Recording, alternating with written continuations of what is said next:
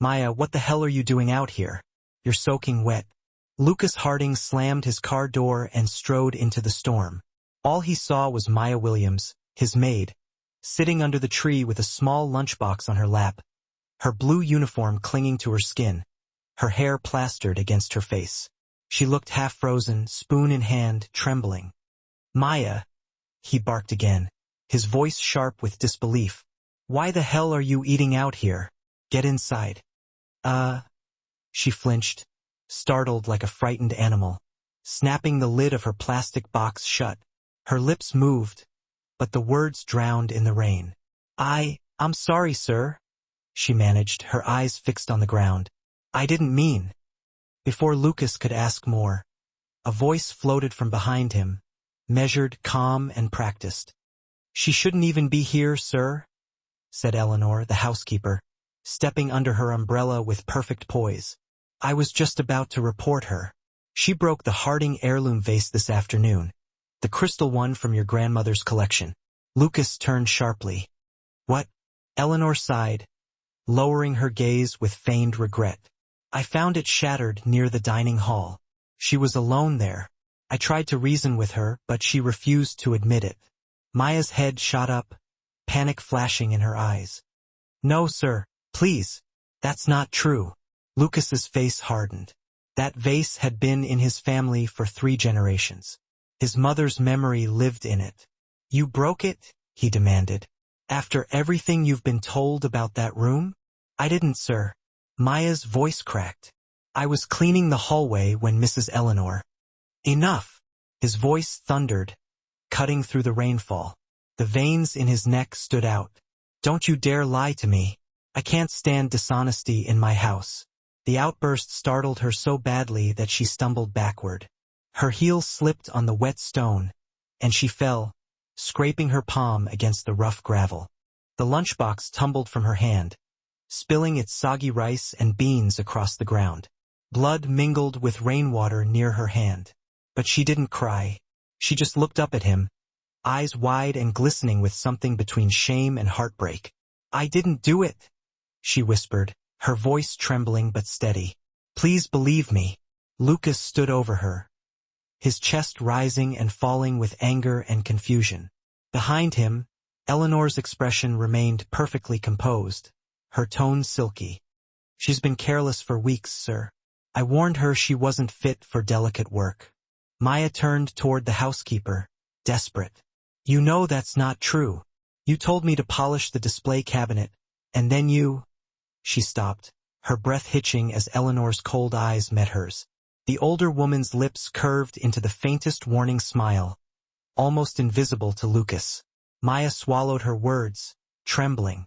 Lucas ran a hand through his soaked hair, exhaling sharply. I don't want to hear another word tonight. Clean this up. We'll discuss it tomorrow. He turned away, anger and exhaustion swirling inside him like the storm itself. Eleanor nodded obediently. Of course, sir. I'll see that she tidies the mess. Maya pressed her bleeding hand against her apron and whispered, Yes, sir. Her voice was barely audible. An hour earlier, before the storm broke, the mansion had been quiet.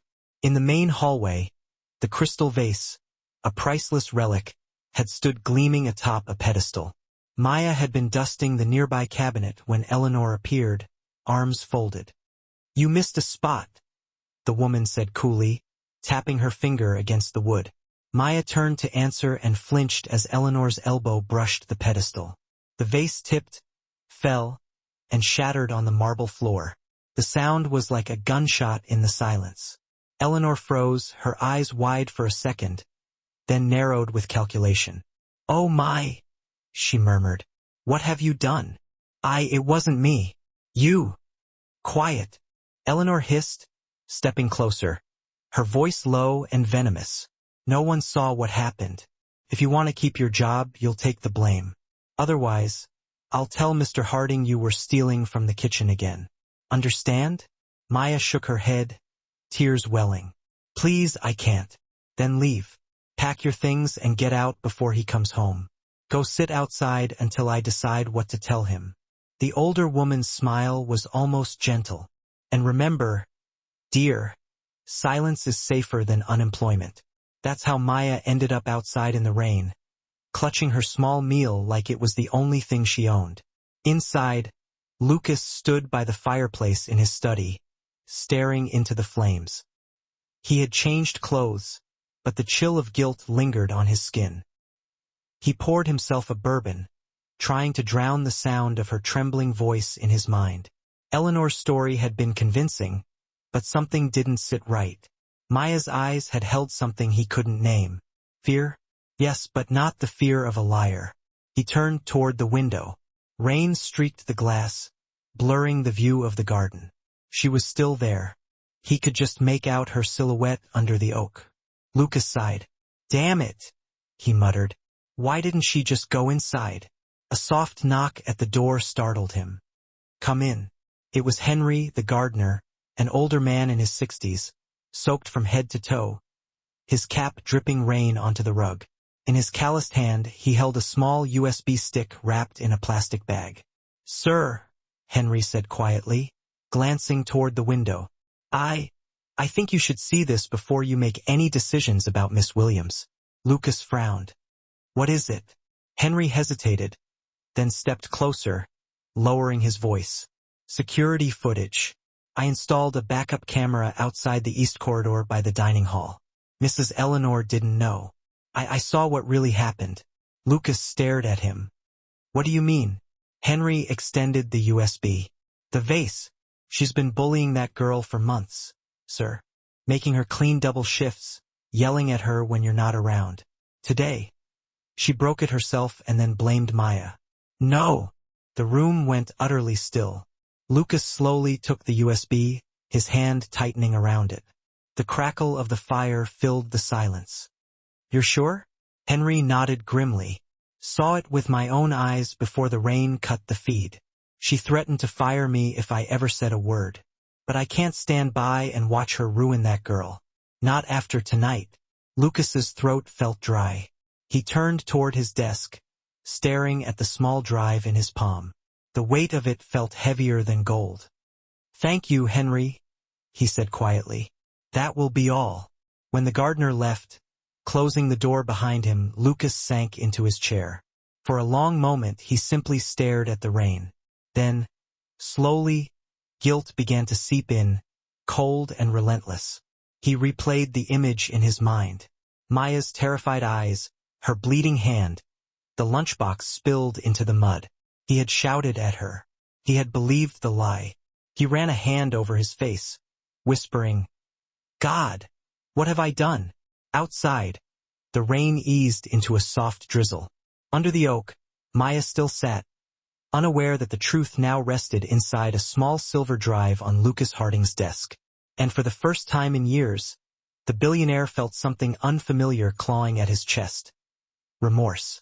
The storm had calmed to a light drizzle by the time Lucas Harding leaned back in his plush leather chair. The USB drive sat untouched beside his laptop, a silent accusation. The fire in the hearth popped and crackled, casting dancing shadows on the floor-to-ceiling bookshelves that lined the study, but Lucas hardly registered it. His fingers drummed a restless rhythm against his chin as his thoughts circled, a hawk eyeing its prey. He knew he should have plugged in the USB the second Henry had left. Protocol demanded it. He should have immediately verified the gardener's claims, double-checked the facts. But deep down, a sickening feeling already told him the truth. The image of Maya, hunched and miserable beneath the oak tree, haunted him. The saturated blue uniform plastered to her thin frame, the crimson streak of blood on her hand, the quiet, almost defeated acceptance of blame. He'd seen it all, and he'd chosen to believe Eleanor. He jumped to her defense without a second thought, without even truly listening to Maya.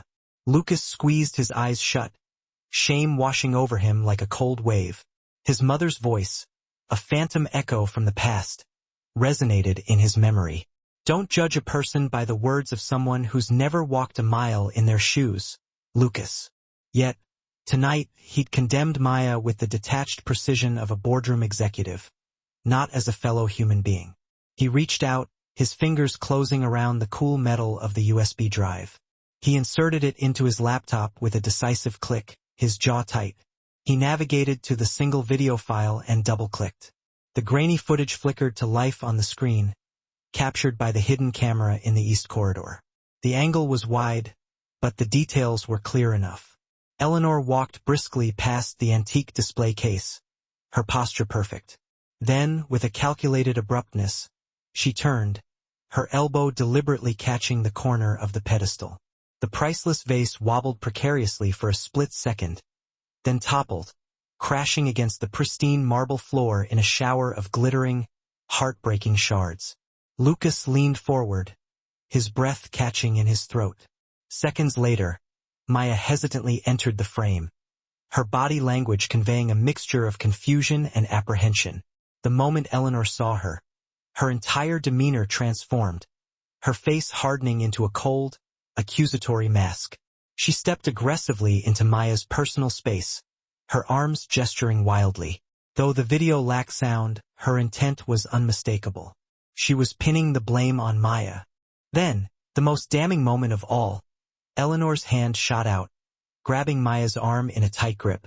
Lucas's jaw clenched, a muscle ticking violently in his cheek.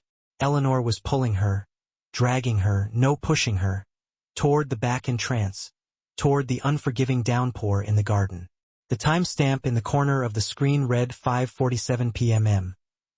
Lucas glanced at the ornate clock on the mantelpiece. It was just past 7 p.m. She'd been out there in the rain for over an hour, enduring the storm and his unjustified anger. He paused the video, his eyes fixated on the frozen image on the screen. A privileged white woman in a starched uniform standing over a young black maid. Her finger pointed in accusation, her face contorted with simmering rage.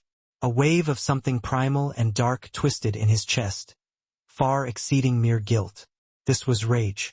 How long had this been allowed to fester under his own roof, in his own house? How had he been so blind? He shot to his feet, his chair scraping harshly against the polished wooden floor. Without pausing to think, he snatched an umbrella from the stand and strode out of the study, his purpose now clear. The persistent drizzle chilled his face the moment he stepped out into the courtyard.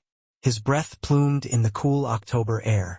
The motion sensor security lights flickered to life along the winding pathway as he approached the ancient oak tree. Maya hadn't moved. She was still sitting hunched beneath its protective branches, her legs tucked to one side. Her uniform was completely soaked through, clinging to her like a second skin. The blood on her palm had dried to a dark, almost black stain. The sad little lunchbox lay abandoned beside her, its contents irrevocably ruined. She didn't look up as he approached, her gaze fixed on the damp ground. Only when his shadow fell across her, blocking what little light filtered from the mansion, did she slowly lift her eyes, her expression guarded and uncertain. He stopped a few feet away, the silence heavy and thick between them. "Maya." She blinked, her voice barely above a whisper. "Yes, sir." "You're hurt." She glanced down at her hand, then quickly away. "It's nothing. I was wrong." Her eyes met his now, full and unwavering. Her gaze was tired, not just from the events of the day, but from months, maybe even years, of feeling overlooked and unseen. "I watched the footage," he said quietly, his voice low with regret. "The camera outside the dining corridor. I saw everything." Maya's breath hitched in her throat. "Then you know." He nodded, his gaze unwavering. Eleanor's voice, earlier so calm and composed, now sounded like pure venom echoing in his ears. And he, damn him, Lucas Harding, had trusted that voice. He had meticulously built his household on a foundation of structure and efficiency, blindly letting Eleanor run it like a well-oiled machine. And in doing so, he had unwittingly allowed rot to take hold, festering and spreading through the very core of his home. "She broke it. She blamed you. She pushed you out here." Maya looked down again, her fingers curled tightly in her lap. "I tried to tell you." "I know." His voice softened. "And I didn't listen." A long, heavy silence settled between them. Rain dripped from the branches overhead, slowly soaking his shoulders now, too. But he barely noticed, the discomfort paling in comparison to the weight of his guilt. I'm not going to ask why you didn't fight back, he said, his voice laced with understanding. Because I think I already know. She lifted her head just a fraction, her eyes questioning. You were afraid. He paused, choosing his words carefully. You've probably had to be afraid for a long time. Afraid of losing your job. Afraid of not being believed. Afraid of someone like me not caring. Her eyes shimmered with unshed tears, but she didn't cry. He suspected she had likely cried all her tears already, somewhere in the lonely dark. I won't make that mistake again, Maya, Lucas said, his voice firm with resolve. A slight breeze rustled through the leaves of the oak tree. He reached out, unbuttoned his expensive wool coat, and carefully draped it over her shoulders. She hesitated for a moment, then clutched it tightly around herself, finding comfort in its warmth. It was absurdly large on her slender frame, swallowing her whole. But it was warm, and it was his. Come inside. Let me clean your hand, he said, extending his hand to her. I don't want to cause more trouble. There's no more trouble to cause, Maya. Eleanor's finished here. Effective immediately. That pronouncement caught her completely off guard. Her lips parted in surprise, but she remained silent, processing his words. I'll make sure she never works in another household again, he continued, his voice unwavering. And you won't sit out here in the rain again, ever. He extended his hand further, offering it as a silent invitation. For a long moment, Maya simply stared at his outstretched hand, as if unsure whether it was real or some cruel illusion. Then, slowly, tentatively, she placed her injured hand into his. He gently helped her to her feet, his touch surprisingly tender. As they walked back toward the house, side by side, the rain began to fade, as if the storm had finally accomplished what it had come to do. And now, its purpose fulfilled, it too was ready to move on. Inside the warm and inviting kitchen, bathed in the soft glow of pendant lighting, Lucas carefully and methodically wrapped a clean, white cloth around Maya's injured hand. She sat silently on a stool, watching him work, her gaze fixed on his hands. She still wore his coat, its comforting weight a silent promise. You have a son? He said suddenly, breaking the silence without looking up. Joshua, right? Her eyes widened slightly in surprise. How do you? Henry told me. Said he saw drawings in your apartment. She nodded, her eyes softening. He wants to be a doctor. Lucas tied off the bandage with a practiced knot and finally looked up at her, his expression earnest. Let's make sure he gets that chance, Maya. Maya stared at him, her mind reeling. She opened her mouth to speak, to offer some kind of thanks, but no words came. You don't have to thank me, he said gently, anticipating her reaction. Just promise me you'll never believe you deserve less than the truth again. She lowered her head, and for the first time that day, her shoulders began to shake, not from the biting cold, but from the overwhelming sense of release. Lucas stood silently, giving her the space she needed, allowing her to have this moment. Outside, the last, lingering drops of rain tapped softly against the windows, a gentle farewell. Tomorrow would be a different day. Lucas Harding hadn't slept a wink. The grand mansion had settled into its usual late-night hush, punctuated by the distant hum of the central heating system and the rhythmic ticking of the antique grandfather clock in the hallway. But none of the familiar sounds could soothe his restless mind. He had sent Maya home 2 hours earlier, even offering her a ride, which she had politely declined with a soft smile.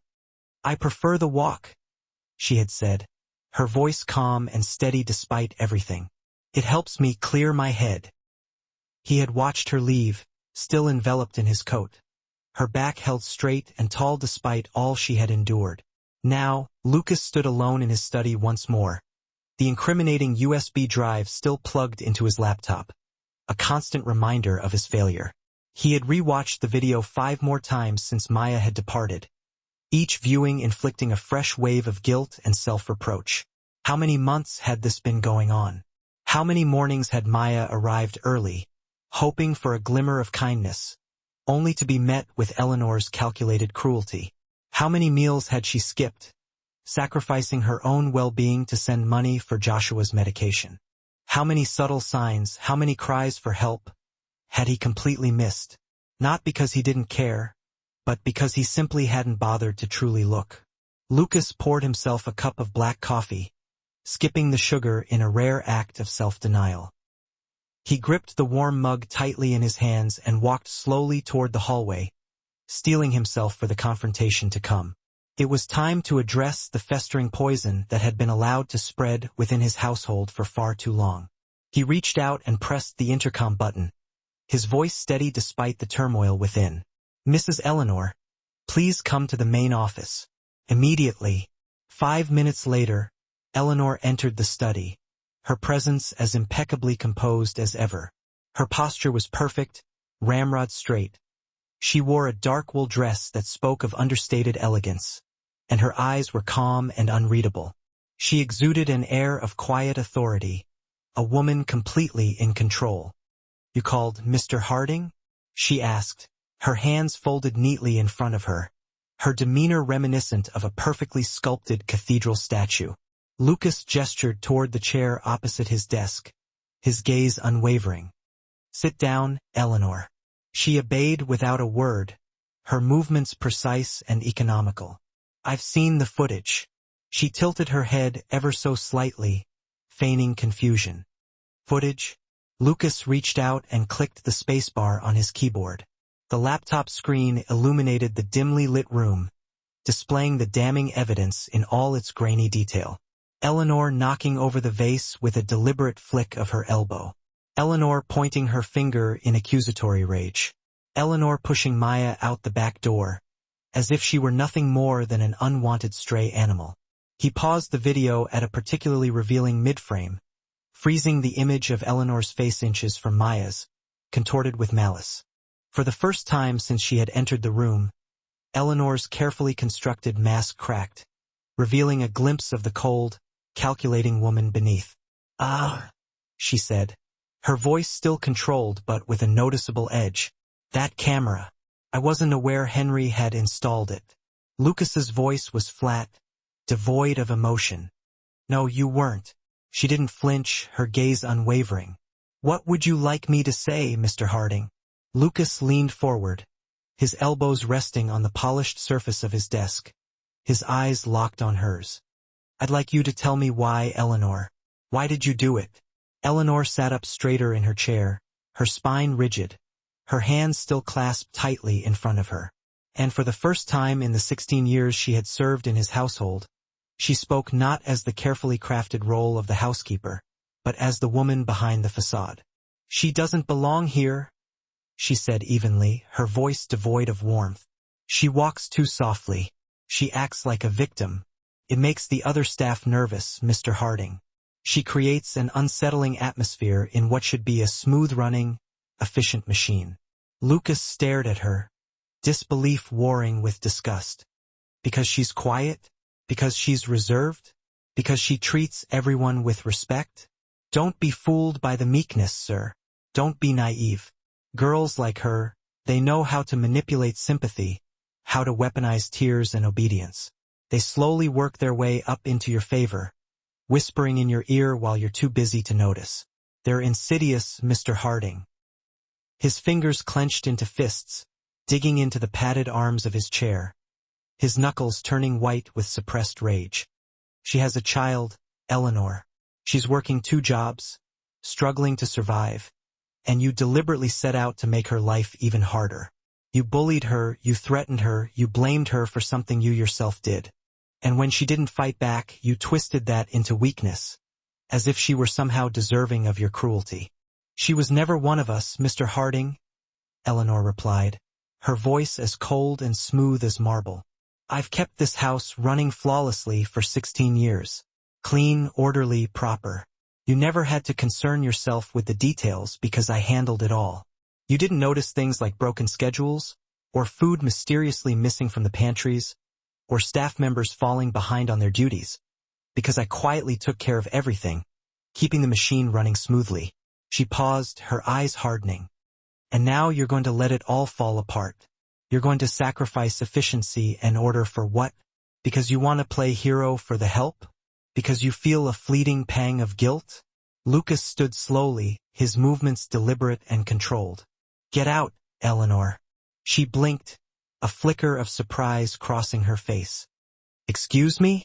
You're done here. Pack your things. The driver will take you wherever you want, but your time at Harding Estate is over. You're fired. Her composure faltered for the first time, her face losing some of its carefully crafted rigidity. You would throw me out? After 16 years of loyal service? You would sacrifice everything I've built for her? For some insignificant little housemaid? No, Eleanor, Lucas said evenly, his voice devoid of emotion. I'm throwing you out because I allowed your poison to infect my house for far too long. I allowed your warped sense of order and control to justify cruelty and injustice. And I regret not seeing you for what you truly are sooner. Eleanor rose from her chair, her face a mask of barely suppressed fury. She adjusted the shoulders of her jacket, as if straightening her armor for battle. You'll regret this, Mr. Harding. You'll come to see that I was only looking out for what was best for you. No, Eleanor, he replied, his gaze unwavering. I regret not seeing you for what you are sooner. She turned and left the study without another word, her footsteps echoing sharply in the sudden silence. The next morning, the entire house felt different. Not necessarily quieter. Lucas had expected that, the absence of Eleanor's ever-present watchful gaze. But it felt cleaner.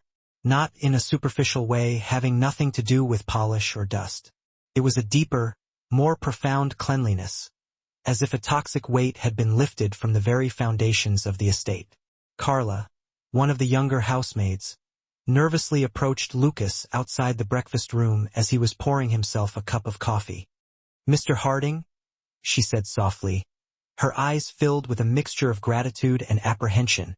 Thank you. Thank you for what, Carla? He asked, genuinely curious. For her, she replied, gesturing vaguely in the direction of the staff entrance. For finally doing something about Eleanor.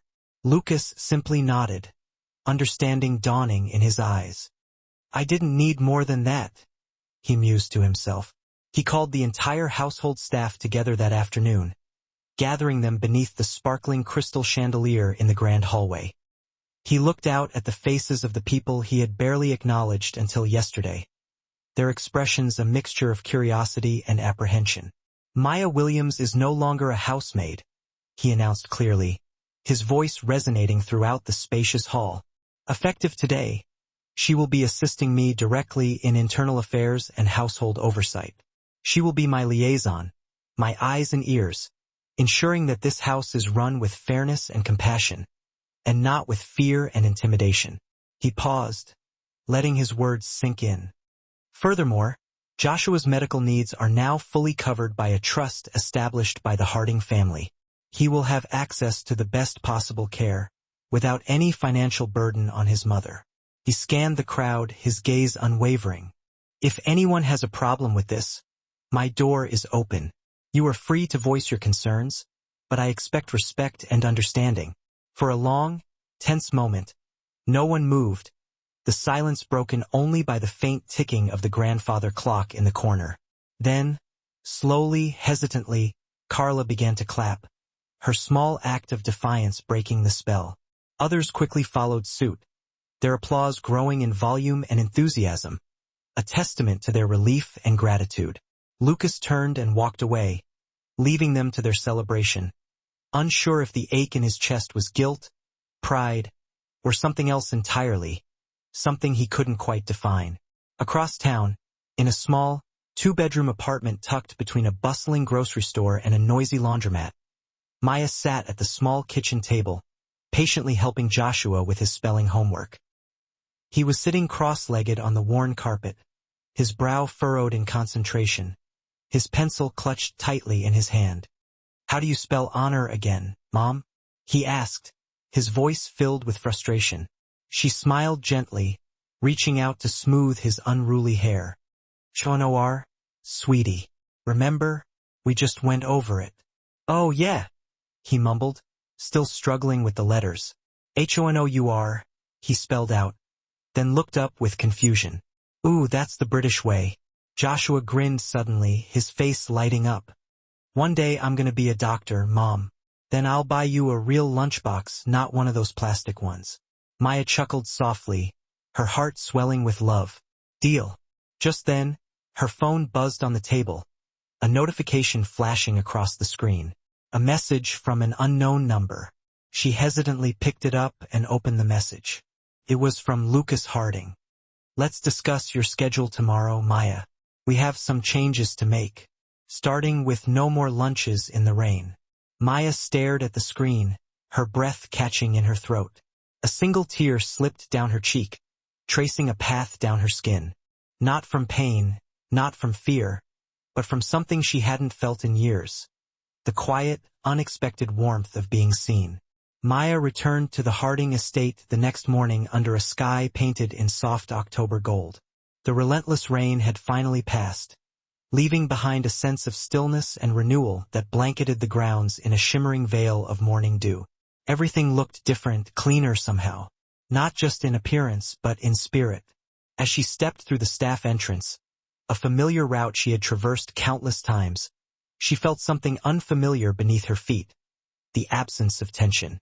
No one avoided her gaze. No one whispered behind her back as she passed. Carla, the young housemaid who had bravely initiated the applause the previous afternoon, offered a warm smile and a gentle, "Good morning, Miss Maya," as she hurried past. Miss Maya. The title felt strange and unfamiliar on her tongue. Maya gave a shy nod in return, adjusting the borrowed blazer Lucas had insisted she wear. Her uniform, the symbol of her former servitude, was folded neatly in her bag, left behind for now. Today she was not here as the help. Today, she was stepping into a new role, one that felt both foreign and terrifying, and yet strangely long overdue. Lucas was waiting for her in the East Wing office, a space formerly used only for dreary accounting tasks and overflowing storage. Now it had been completely emptied and freshly arranged, transformed into a bright and inviting workspace. A sturdy desk sat center stage, gleaming under the morning light, paired with a high-end laptop and a comfortable chair strategically positioned to face a large window that offered a panoramic view of the sprawling garden.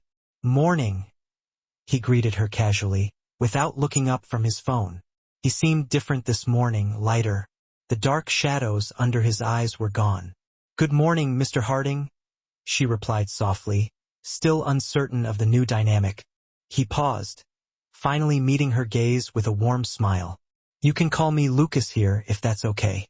She hesitated for just a fraction of a second, testing the word on her tongue.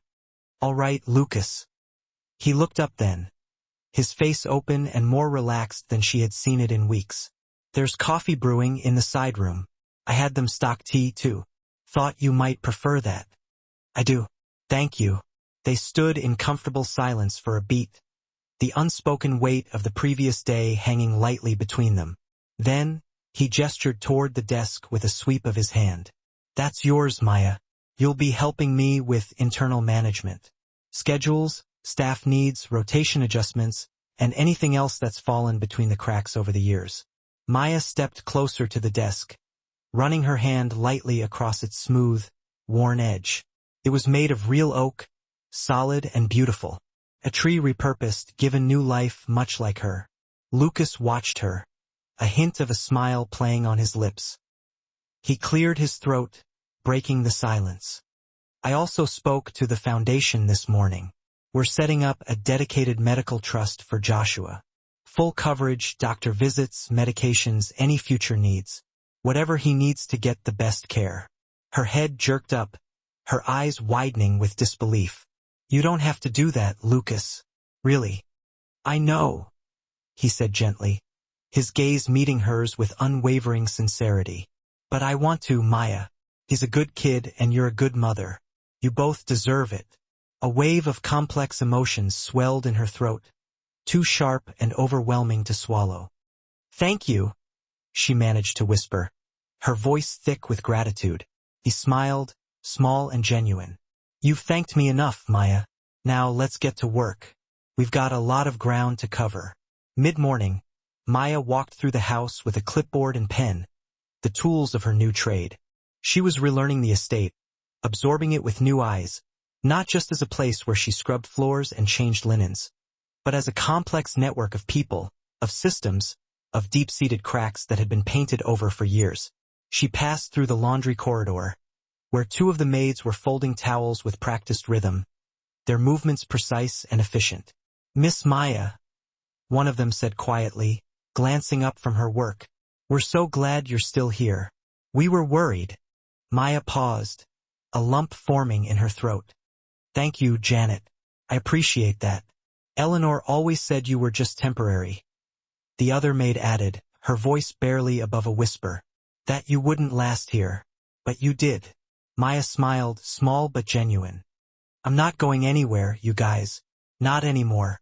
That afternoon, Lucas called her into the main office, his tone now lighter, tinged with genuine curiosity. He was reviewing a complex spreadsheet on staff turnover, his brow furrowed in concentration. "Did you know we've lost 6 housekeepers in the last 2 years, Maya?" he asked, looking up from the screen. Maya raised an eyebrow, feigning surprise. "I didn't know the exact number, but I'm not exactly surprised either." He leaned back in his chair, his gaze thoughtful. "You think that was Eleanor's doing?" Maya hesitated for a moment, choosing her words carefully. "I think she created an environment that people didn't want to survive in, Lucas. An environment built on fear, intimidation, and a complete lack of compassion. Fear doesn't build loyalty, it breeds resentment." Lucas leaned back further, steepling his fingers in front of him, his expression pensive. "And you, Maya? Why did you stay? Why did you endure it for so long?" She hesitated, the memories of the past months flooding back to her. She chose to be honest. "Because I didn't have the luxury to leave, Lucas. Because I needed the job to provide for my son, and I was terrified of what would happen if I lost it." He nodded slowly, his expression softening with understanding. "Fair answer." There was a soft knock at the door, interrupting their conversation.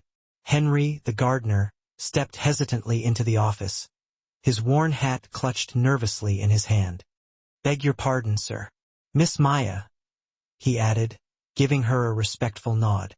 Lucas motioned him in, his voice warm and inviting. "You don't need to knock anymore, Henry. You're always welcome here." The old man smiled, his face crinkling with warmth. "Old habits die hard, sir." He looked at Maya, his eyes filled with a genuine kindness. "Just wanted to say thank you, Maya. Thank you for staying strong, and for making this place a little less cold." Maya's eyes softened, her heart swelling with gratitude. "You're the one who stood up when it mattered, Henry. You're the one who risked everything to do what was right." Henry shook his head, his gaze humble. "Took me too long, Maya. I was scared, too. Scared of losing my job, scared of crossing Eleanor. I should have spoken up sooner."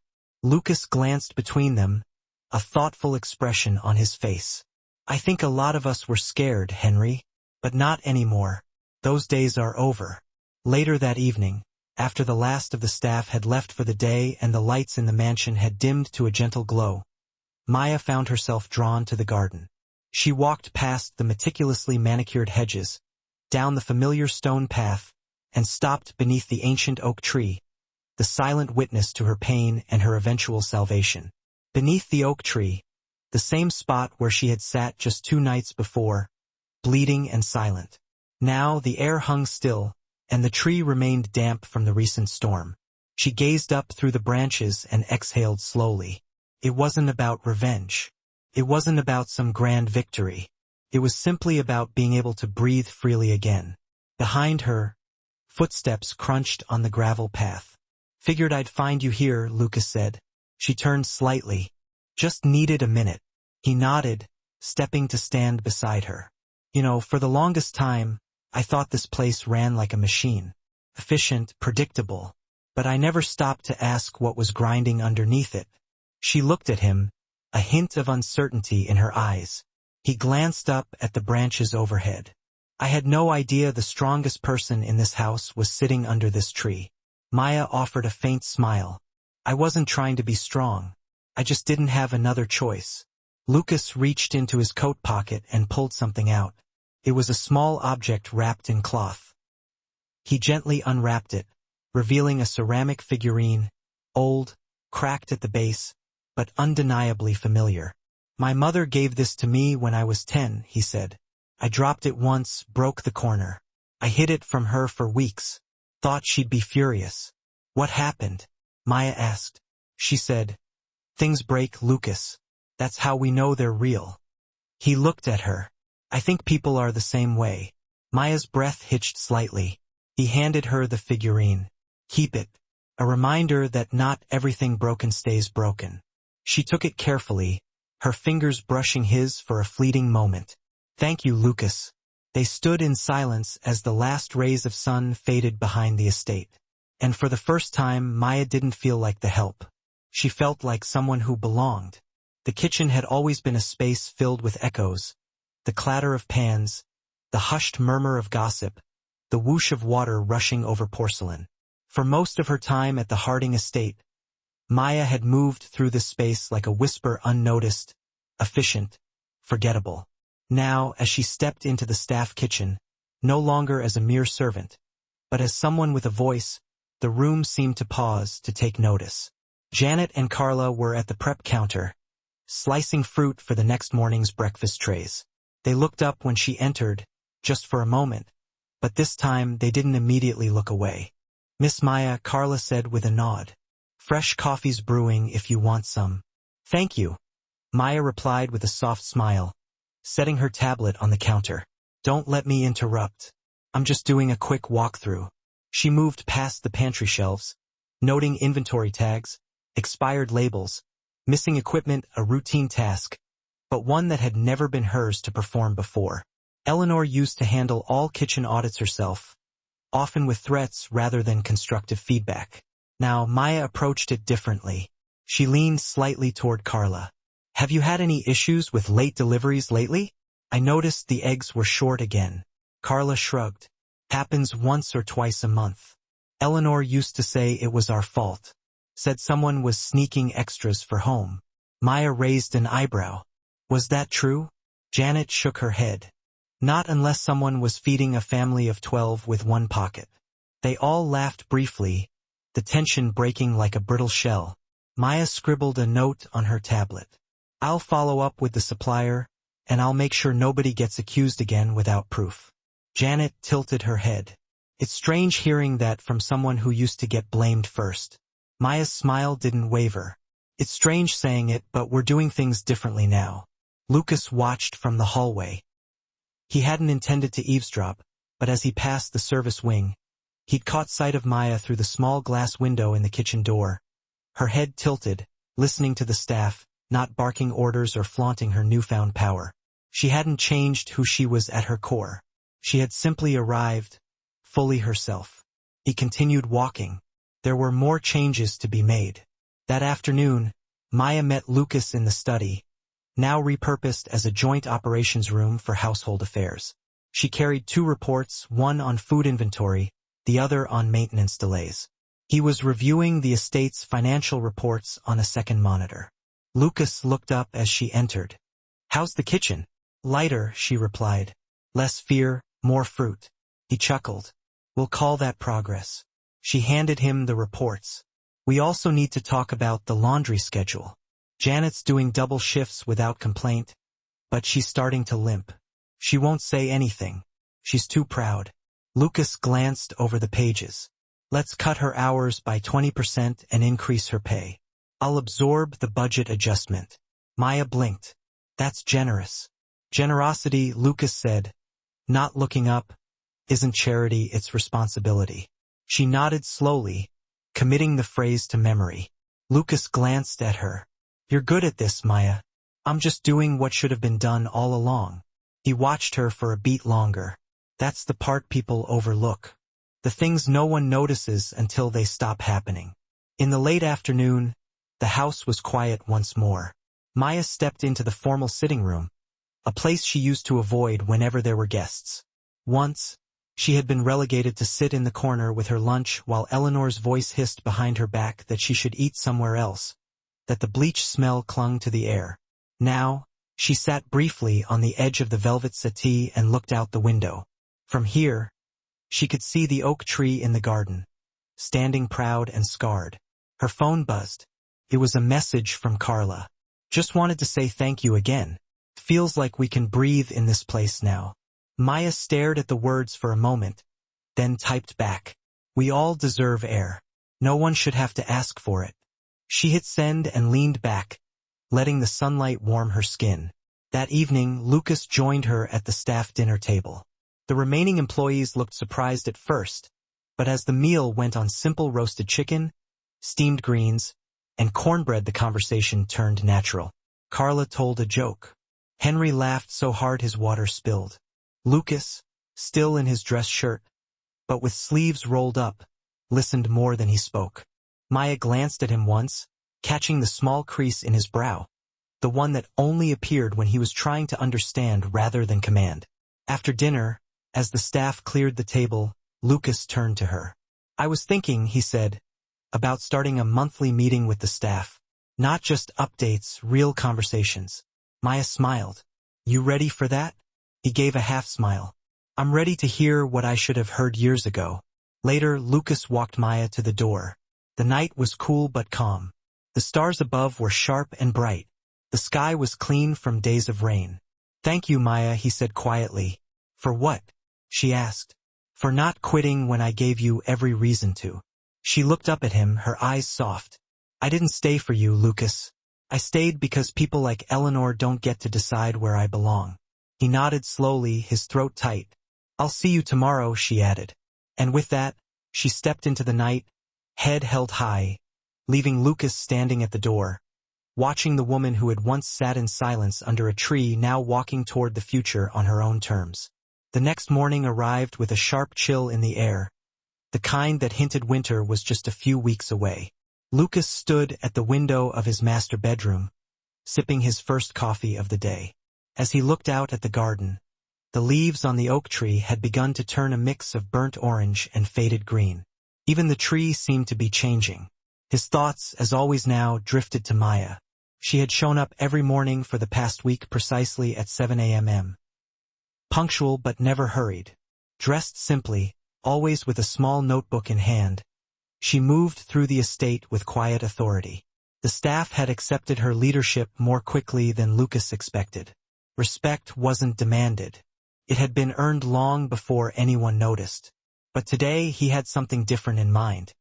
He left the window and made his way down the east wing, past the sitting rooms and old family portraits, to a hallway few people used anymore.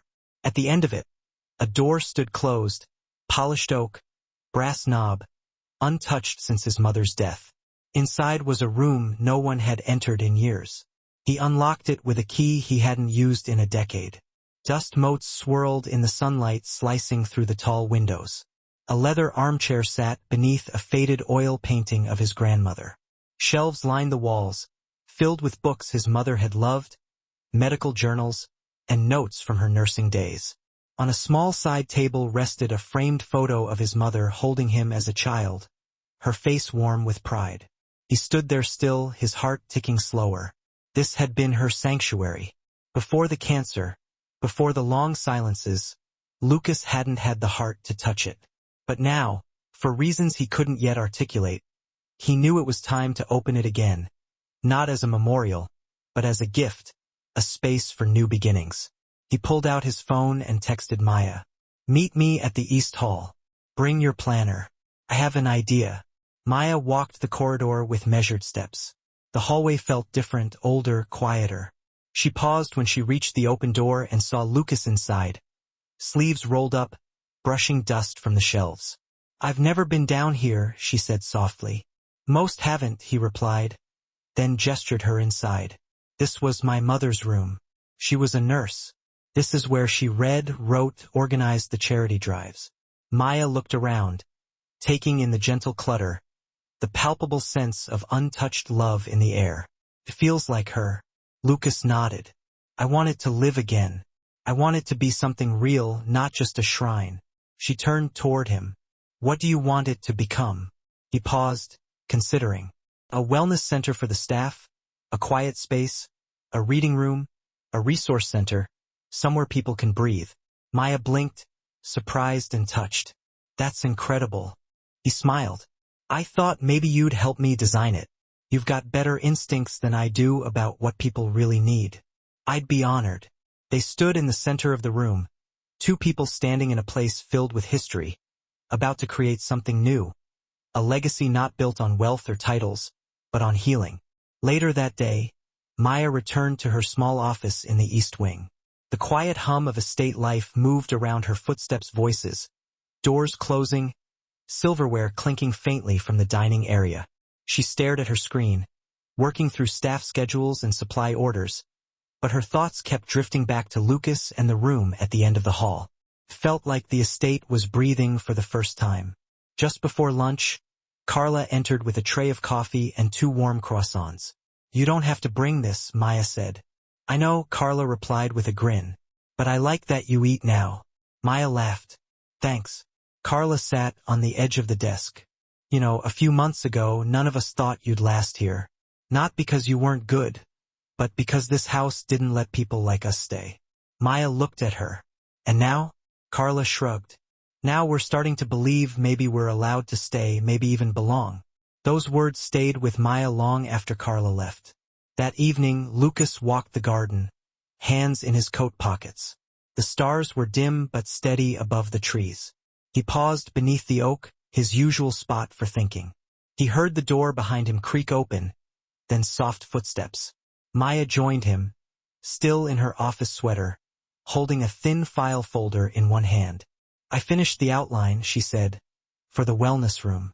Lucas took the folder and flipped through it slowly. He recognized his mother's spirit in every idea: quiet lighting, warm tones, journals for writing, resources for financial literacy, lists of therapists who took sliding scale payments. He closed the folder.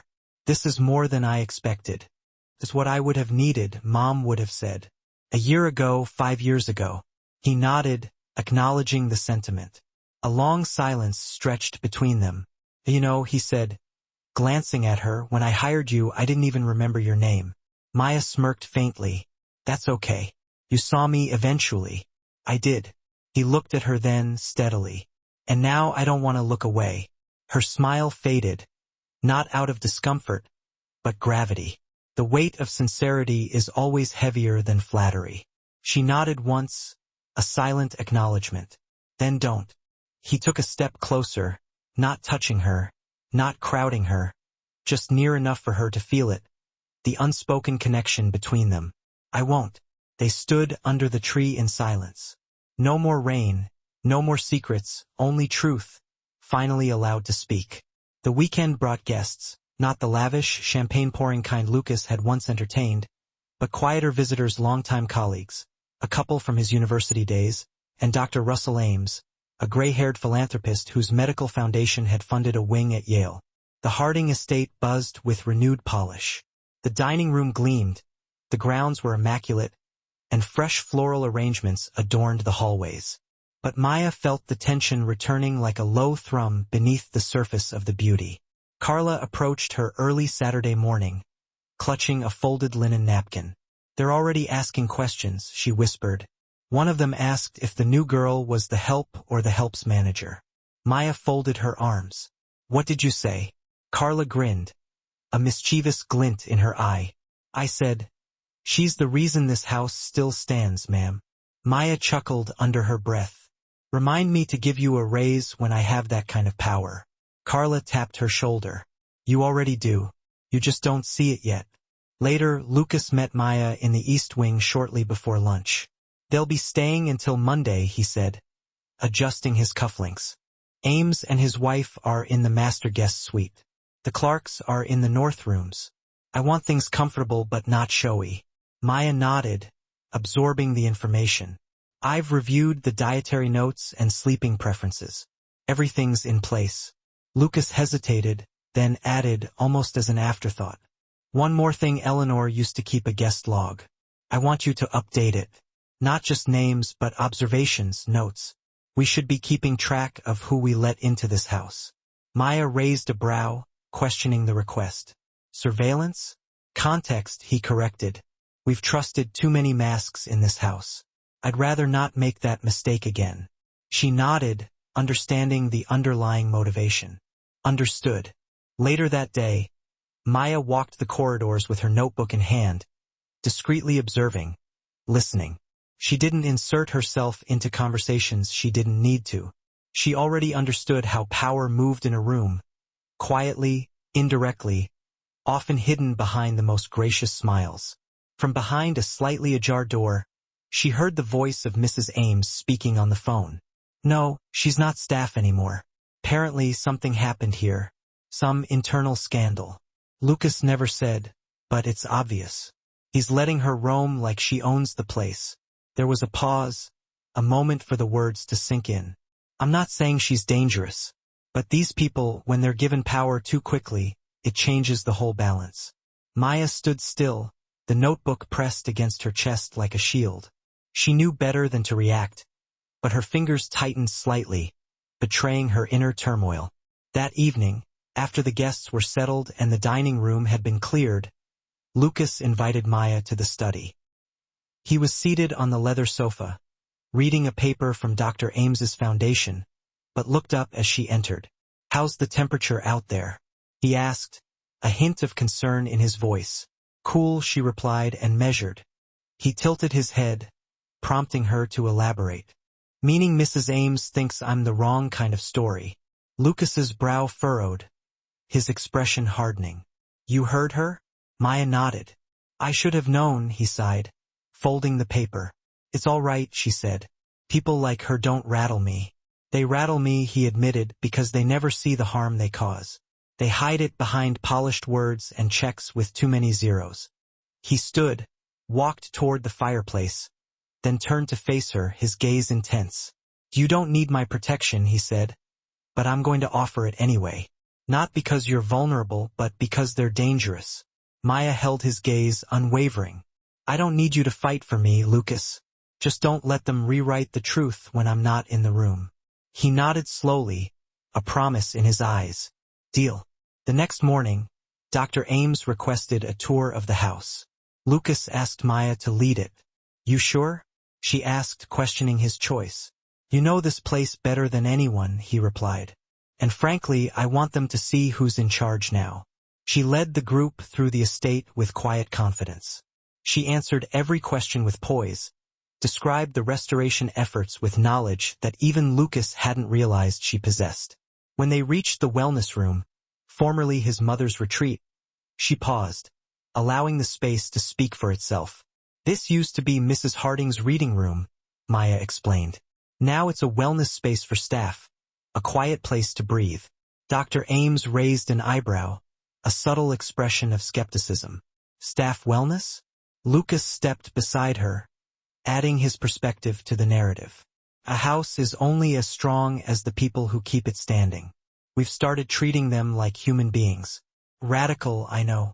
There was a tense silence, a moment of unspoken judgment, before Dr. Ames nodded once, slowly. Progressive, but overdue. Maya didn't smile. She didn't need to. The moment had landed, its impact undeniable. That night, after the guests had retired, Lucas found Maya in the garden, seated beneath the oak tree. This time, she wasn't hiding, wasn't seeking refuge in the shadows. She was just thinking, quietly contemplating the events of the day. He joined her without speaking, respecting her need for solitude. I used to be afraid of this tree, she said after a moment, breaking the silence. It felt like the place you went when you weren't allowed inside. Lucas looked up at the dark branches, seeing the tree in a new light. And now? Now it's the place I come to remind myself how far I've come. He nodded, understanding the tree's evolving significance. Funny how a place doesn't have to change to mean something entirely different. She glanced at him, her gaze penetrating.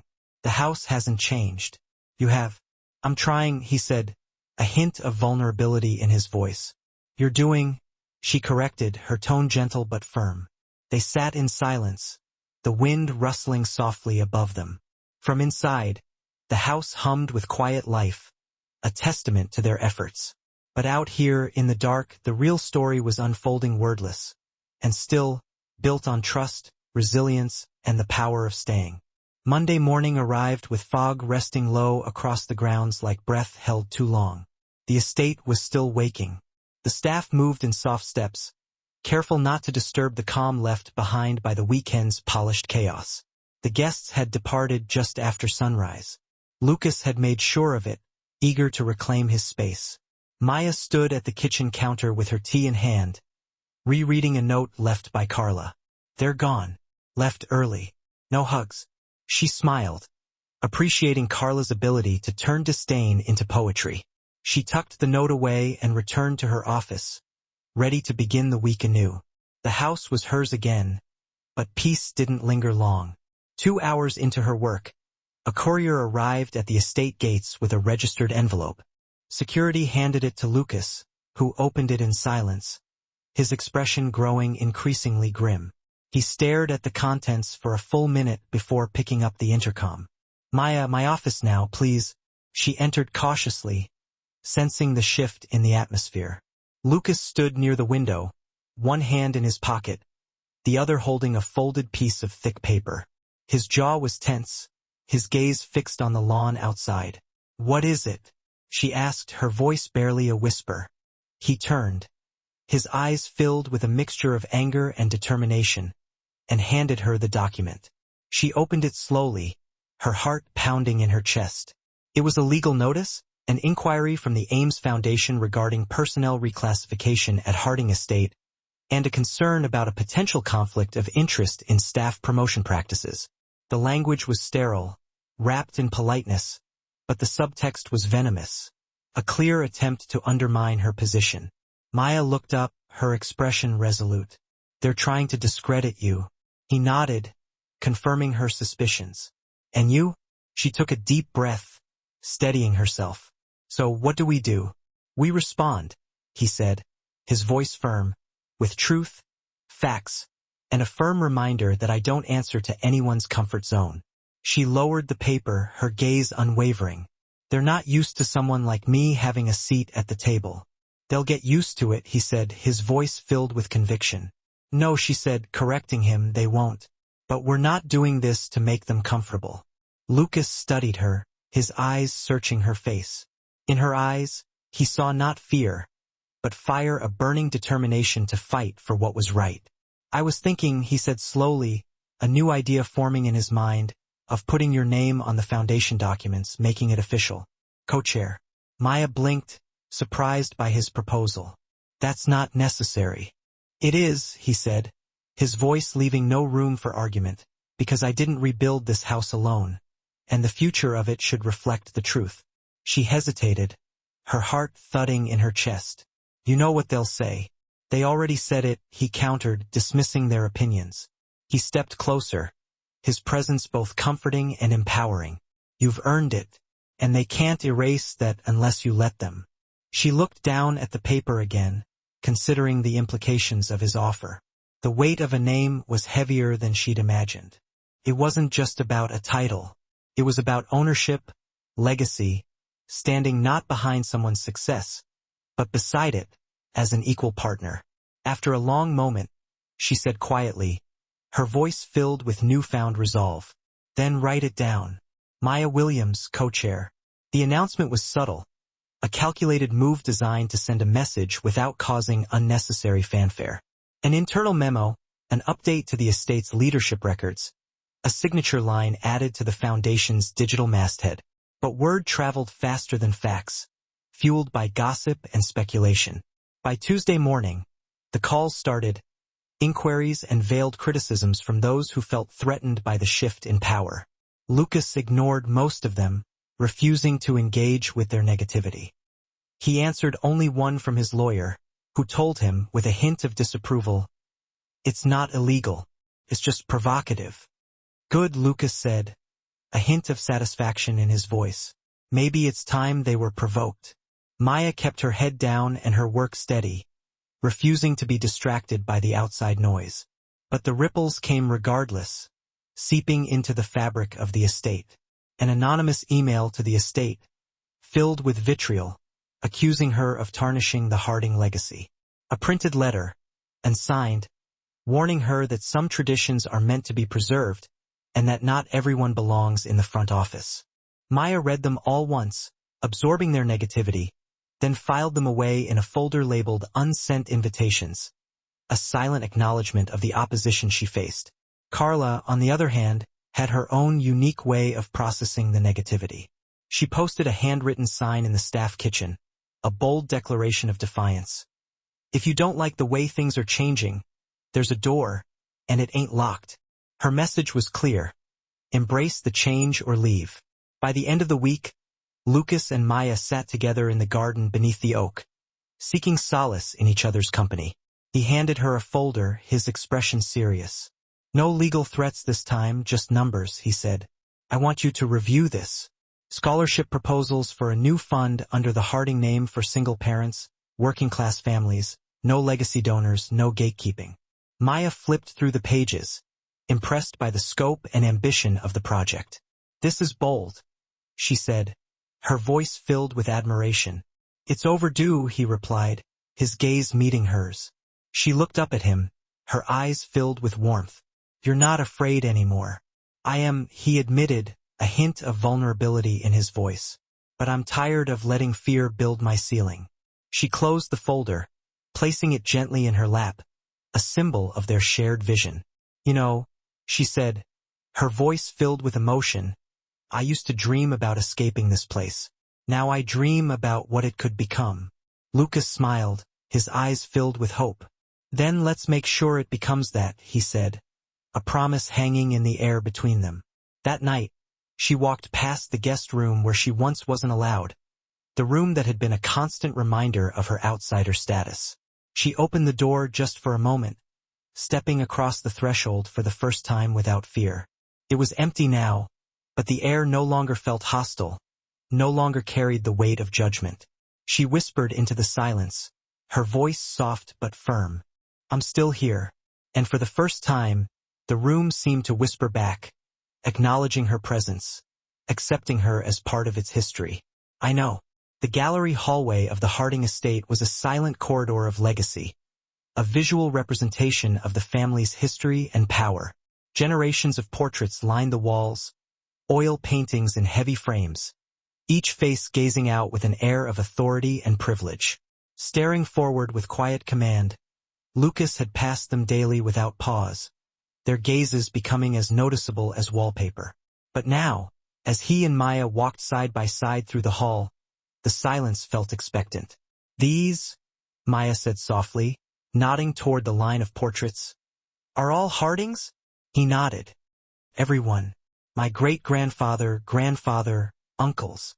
My mother's photo used to hang here too, but it's in storage now. Too modern, according to Eleanor. Of course, Maya thought. Lucas stopped near the center of the hall. You know what they all have in common? She tilted her head.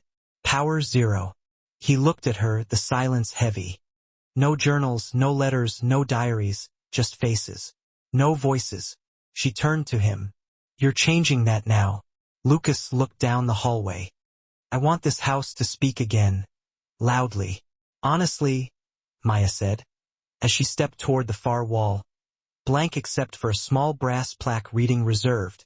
She traced the edge of the plaque with her finger. What's this for? He glanced at it. It used to be for the next Harding heir. I don't have children, so it's been waiting. No, Maya said, raising an eyebrow. What if it didn't have to be blood? Lucas gave her a long, thoughtful look. Go on.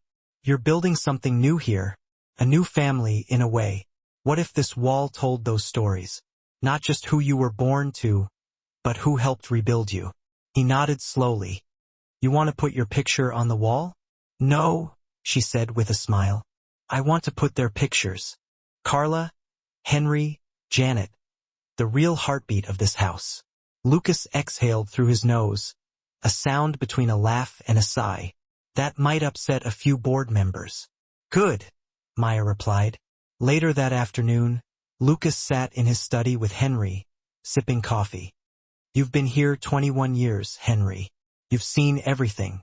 The older man leaned back in his chair, his weathered hands resting on his knees. Seen too much, sir. Some things I'm not proud of keeping quiet about. Lucas nodded. You ever think about leaving? Henry shrugged. Plenty. But there was always someone worth staying for. First, it was your mother. Then it was the garden. Now it's Maya. Lucas stared into his cup. I should have noticed sooner, he said. We all should have, Henry replied. But noticing late is better than never. Lucas looked up. She wants to create a wall of honor for the staff. Henry blinked. Us? She thinks the house should remember who really carried it. Henry's eyes shimmered slightly. Then he chuckled. Well, damn. Never thought my face would end up framed in a place like this. Lucas raised his cup. It's about time. Maya, meanwhile, had begun interviewing the staff one by one. Not for performance reviews, but for their stories. She sat with Janet in the laundry room. How long have you worked here? Maya asked. 14 years, Janet said. Started right after my husband passed. This job kept me fed, gave me something to hold on to. Maya scribbled notes. What do you want people to remember about you? Janet chuckled. That I folded the cleanest bed sheets east of the Hudson. And Janet's eyes softened. That I tried to be kind, even when it was hard. Maya nodded. That's going on the wall. The new portrait wall came together in pieces. Lucas cleared the space, had the frames ordered, and let Maya choose the first 5 names. They started with Henry, Carla, Janet, Rosa the cook, and old Mr. Leonard, the estate driver who had retired 3 years earlier but still visited on Sundays. Each photo would be simple. Black and white, no makeup, no poses, just faces and one quote underneath. Words they chose themselves. Carla's read. I stayed to make noise, not to be quiet. Henry's. Every seed I planted here grew something bigger than I expected. Maya's wasn't up yet. She wasn't ready. That night, Lucas found Maya alone in the archive room, sorting old photos from cardboard boxes Eleanor had kept locked away. I found your mother's portrait, she said, holding up a photo in a thin silver frame. It was taken in the old reading room, sunlight across her cheek, a book in her lap. Lucas reached for it, his hand gentle. God, I haven't seen this since her funeral. She deserves her place back on the wall, Maya said. She does, Lucas replied. So do you. Nah, Maya said, shaking her head. Not yet. He didn't push. Instead, he picked up an old box labeled Letters H. Inside were dozens of envelopes, some unopened, many yellowed. Maya reached for one and opened it slowly. It was a letter from Lucas's mother to a young patient. A handwritten note, simple and sweet, with a closing line. Even when you're scared, keep your eyes open. That's how you'll see who's walking beside you. Maya folded the letter and handed it to him. She knew. Lucas looked down at the words. She knew everything. I'm only just learning now. They sat together in silence, boxes of forgotten history around them, the future quietly blooming in the house's old heart. The portraits would go up in the morning, and this time the walls would not whisper, they would speak. It was just past 7 a.m. when Maya opened the front door of the Harding estate. The sky was still a sleepy gray, dew on the grass, the world exhaling into a new day. She bent to retrieve the morning paper, as she had done for months, though the habit had outlived its necessity. Lucas had digital subscriptions now. Still, there was something grounding about the feel of newsprint in her hands. But today, the headline stopped her cold. Scandal in service. Harding Estate's rapid rise of former maid raises eyebrows. Maya stood still on the stone steps, the breeze cool against her arms. The article stretched across the top fold in large font, her name printed twice before the third paragraph. She didn't read it fully. She didn't need to. She could hear it between the lines already. Suspicion, innuendo, veiled racism wrapped in the language of public concern. A photo had been used, too, one of her exiting the estate gates on foot, likely taken weeks ago. She looked tired in it. Of course, she did. She took the paper inside, folded it carefully, and set it face down on the entryway table. Then she went to find Lucas. Lucas was in the study, sipping his coffee and scanning emails when she entered. He looked up immediately. You saw it? I did. He stood I'm sorry, Maya. I should have known they'd escalate. She crossed her arms, not angry, just tired. Who leaked it? Someone at the Ames Foundation, most likely. Is coordinated. We've been flagged in a few social circles already. Nothing official, just whispers, but this makes it public. She nodded slowly. And the board? I called an emergency meeting. They're not pulling support yet, but they're spooked. She studied him for a moment. You don't look spooked. I'm not, Lucas said, his voice steady. I'm angry. She stepped forward. I don't need you to fight my battles, Lucas. I'm not. I'm fighting ours now. He picked up a thin folder from his desk and handed it to her. Our response, a public letter from both of us. Maya opened it and read the first lines aloud. Transparency is not a scandal. Progress is not corruption. And power, when shared, does not lose its value. It multiplies it. She looked up, surprised. You wrote this? I had help. Henry, actually. He said you'd never sign off unless you saw yourself in it. A small smile tugged at her lips. He knows me well. Lucas walked over to the fireplace, leaning one hand on the mantel. They're gonna keep coming, Maya. You know that. She nodded.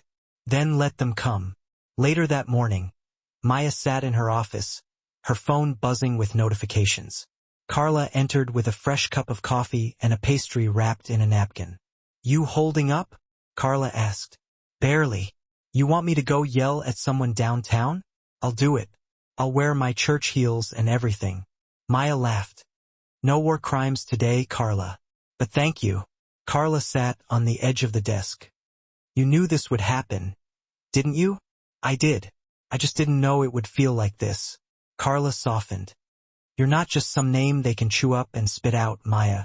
You're proof that the old rules don't hold. Maya looked down at the folded newspaper on the desk. Sometimes I wonder if I should have stayed quiet. Let it be a job, not a movement. Too late for that, Carla said gently. You made us believe we could stand taller. You don't get to unring that bell. By afternoon, the estate was receiving emails of support from former employees, neighbors, even a couple of teachers from Joshua's school. Some simply wrote, I see her. I believe her. I'm glad she stayed. Maya read each one slowly, tears she didn't mean to shed running unchecked down her cheek. That evening, Lucas held a press conference in the estate garden. Only a few reporters showed up in person, but the live stream gathered more than 20,000 viewers in the first hour. Maya stood beside him, not behind. Lucas began. This estate has stood for generations through wars, losses, and social shifts, but nothing has threatened it more than silence. Silence about who we are, about who we owe our success to. That ends now. He motioned toward Maya. This is Maya Williams. She helped rebuild this house, not with drywall or paint, but with truth, discipline, compassion, and integrity. She has earned every role she's taken here, not through favor, but through fire. Maya stepped forward. She didn't speak from a podium. She simply looked into the camera and said, You don't need to believe in me, but believe in the people who clean your floors, raise your children, prepare your food. Because when you dismiss them, you dismiss the foundation you're standing on. The stream ended with applause, quiet at first, then growing. Back in the house, Henry placed a copy of the newspaper next to Maya's earlier stack of staff portraits. Then, without a word, he tore the front page in half, folded it backward, and slid it underneath Maya's framed quote. We all deserve air. No one should have to ask for it. Let them write what they want, he said. This house remembers better. The weather shifted overnight. The sky turned steel gray, and a cold drizzle settled into a soft, persistent rain that blanketed the Harding estate in hushed tones. Maya woke before sunrise, the sound of water tapping against the window like an old clock ticking. There was a heaviness in the air, not just from the weather, but something else. By 8 a.m., Lucas summoned her to the study. He was sitting at the desk, unusually quiet, a sealed manila envelope in front of him. His hair was still damp from the rain, a thin line of weariness carved beneath his eyes. You all right? Maya asked gently. Lucas nodded once. I need to show you something. She sat across from him, and he slid the envelope toward her. I found this in one of the cabinets in Eleanor's old quarters, he said. It's my mother's original will, not the updated one the board used after her death. Maya stilled. What does it say? He leaned back in his chair, exhaling slowly. It names me, of course, but more importantly, it references a trust. Quiet one for the staff. Maya blinked. A trust? Lucas nodded. She left instructions to create a long-term wellness and education fund for anyone who had served more than 5 years under this roof. She named Henry, Janet, Rosa, even people who'd retired. Maya stared at the envelope. Why didn't anyone know about this? Because Eleanor suppressed it, he said bitterly. She filed the revised version to the board, one that stripped all mention of the staff and consolidated the assets. Probably told herself it was better for the estate, more controlled. Maya's hands curled into fists in her lap. She stole their futures. She did, Lucas said, and I'm going to fix it. He opened a drawer, pulled out a legal pad with handwritten notes. I've already contacted my attorney. We're establishing the fund exactly as my mother outlined. Retroactively. Maya felt her chest tighten. They have no idea what this means for their families. They will. Lucas looked at her now, eyes sharp but filled with emotion. I need you to help me tell them this. This isn't just a press move or a compensation plan. It's a legacy correction. She nodded slowly. It's justice. By late afternoon, Maya gathered the senior staff in the East Parlor. Henry, Carla, Janet, and a few others sat around, confused but calm. Rain tapped against the tall windows. Lucas entered quietly behind her. Maya cleared her throat. We found something. Something that belonged to Lucas's mother. She looked toward Lucas. He stepped forward, holding the original will. This document, he began, should have been shared years ago. It was written with the intent to honor those who built this house with their hands, their backs, and their time. He paused. My mother believed the staff should share in the estate's growth. She set aside funds to ensure your children could go to school, your medical bills wouldn't crush you, and your retirement wouldn't feel like exile. Silence fell over the room. Henry rubbed at his eyes. Carla whispered, Lord have mercy. Janet sat perfectly still. She saw us, she said, even when no one else did. Maya smiled. She saw you, and now everyone will, Lucas continued. Each of you who served more than 5 years will receive a formal letter detailing the trust's distributions, education grants, wellness coverage, housing assistance if needed. This is not charity. This is overdue. A long pause.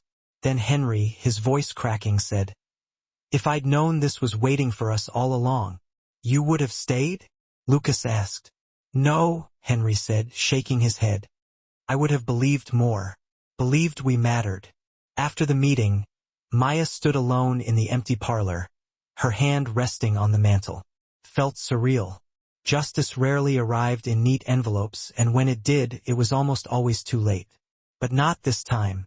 Lucas walked in and stood beside her, his eyes on the fire. She wrote it because she knew I might forget, he said. That if I didn't have something in writing, I'd get lost in the noise. You didn't forget, Maya said. I almost did, he replied. Until you reminded me how to listen again. They stood in silence, the flames casting golden light on the framed photos lining the wall. Maya turned to him.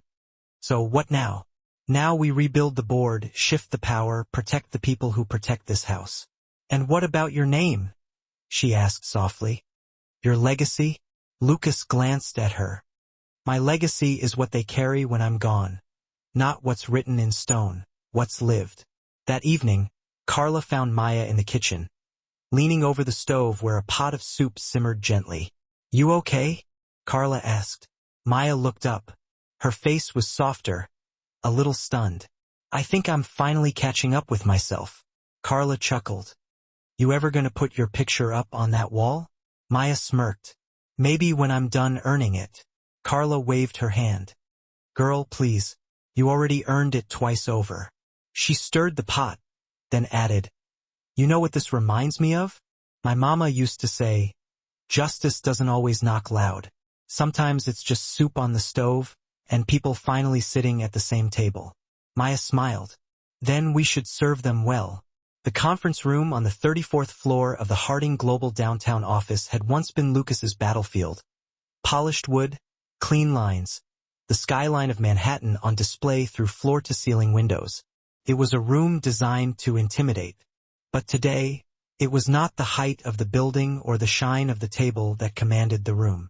It was Maya Williams, seated calmly beside Lucas, her name now etched into the plaque before her. Maya Williams, co-chair.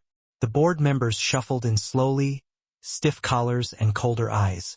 Most were older, gray-haired, legacy men and women who had dined with his parents, voted on generations of Harding decisions. A few nodded to Maya, but most ignored her entirely. She didn't flinch. Lucas stood, buttoning his jacket with care. Thank you all for joining on short notice. We have 2 items to address. One is financial, the other moral. He let that word hang in the air. Board Chairwoman Margaret Ellison adjusted her glasses. We've reviewed the article, Lucas. Damage control is underway.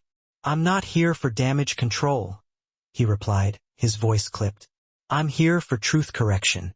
A murmur rippled across the table. Lucas continued. For the last few decades, this board has treated Harding Global and the estate as separate empires. But they're not. What happens in that house echoes in every donation, every PR campaign, every community event with our name on it. He reached into a folder and pulled out a copy of his mother's original will. This document was concealed knowingly, its contents erased from the revised version you all approved years ago. Ellison narrowed her eyes. That's a serious accusation. It's not an accusation, Maya said, speaking for the first time. It's a fact. Several heads turned toward her, startled at her interruption. She leaned forward, calm but firm. This will include a mandate, a trust for the estate staff, a redistribution of wealth based on service, not blood. It was Eleanor Harding who removed it, and you, knowingly or not, endorsed that removal. A heavy silence fell. One board member, Mr. Callahan, cleared his throat. Let's assume, for argument's sake, this is true. What do you propose? Lucas stepped in. We reinstate the Harding Staff Trust Fund retroactively, fully funded. We publicly acknowledge the mistake. Ellison scoffed. Do you understand what that will do to our standing with our legacy donors? Maya looked her dead in the eyes.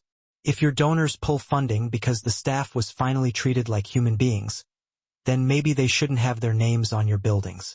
Ellison opened her mouth, but Lucas cut in. She's right. We don't need investors who flinch at decency. And let me be clear. If the board votes against this motion, I will dissolve Harding Global as it stands. I will walk away from the name, the title, the inheritance. We will start again and the public will know why. Gasps, sharp inhales, panic thinly veiled. Maya watched as their carefully constructed control unraveled. Not with shouting, but with choice. Lucas sat down again. So, let's vote. The final tally.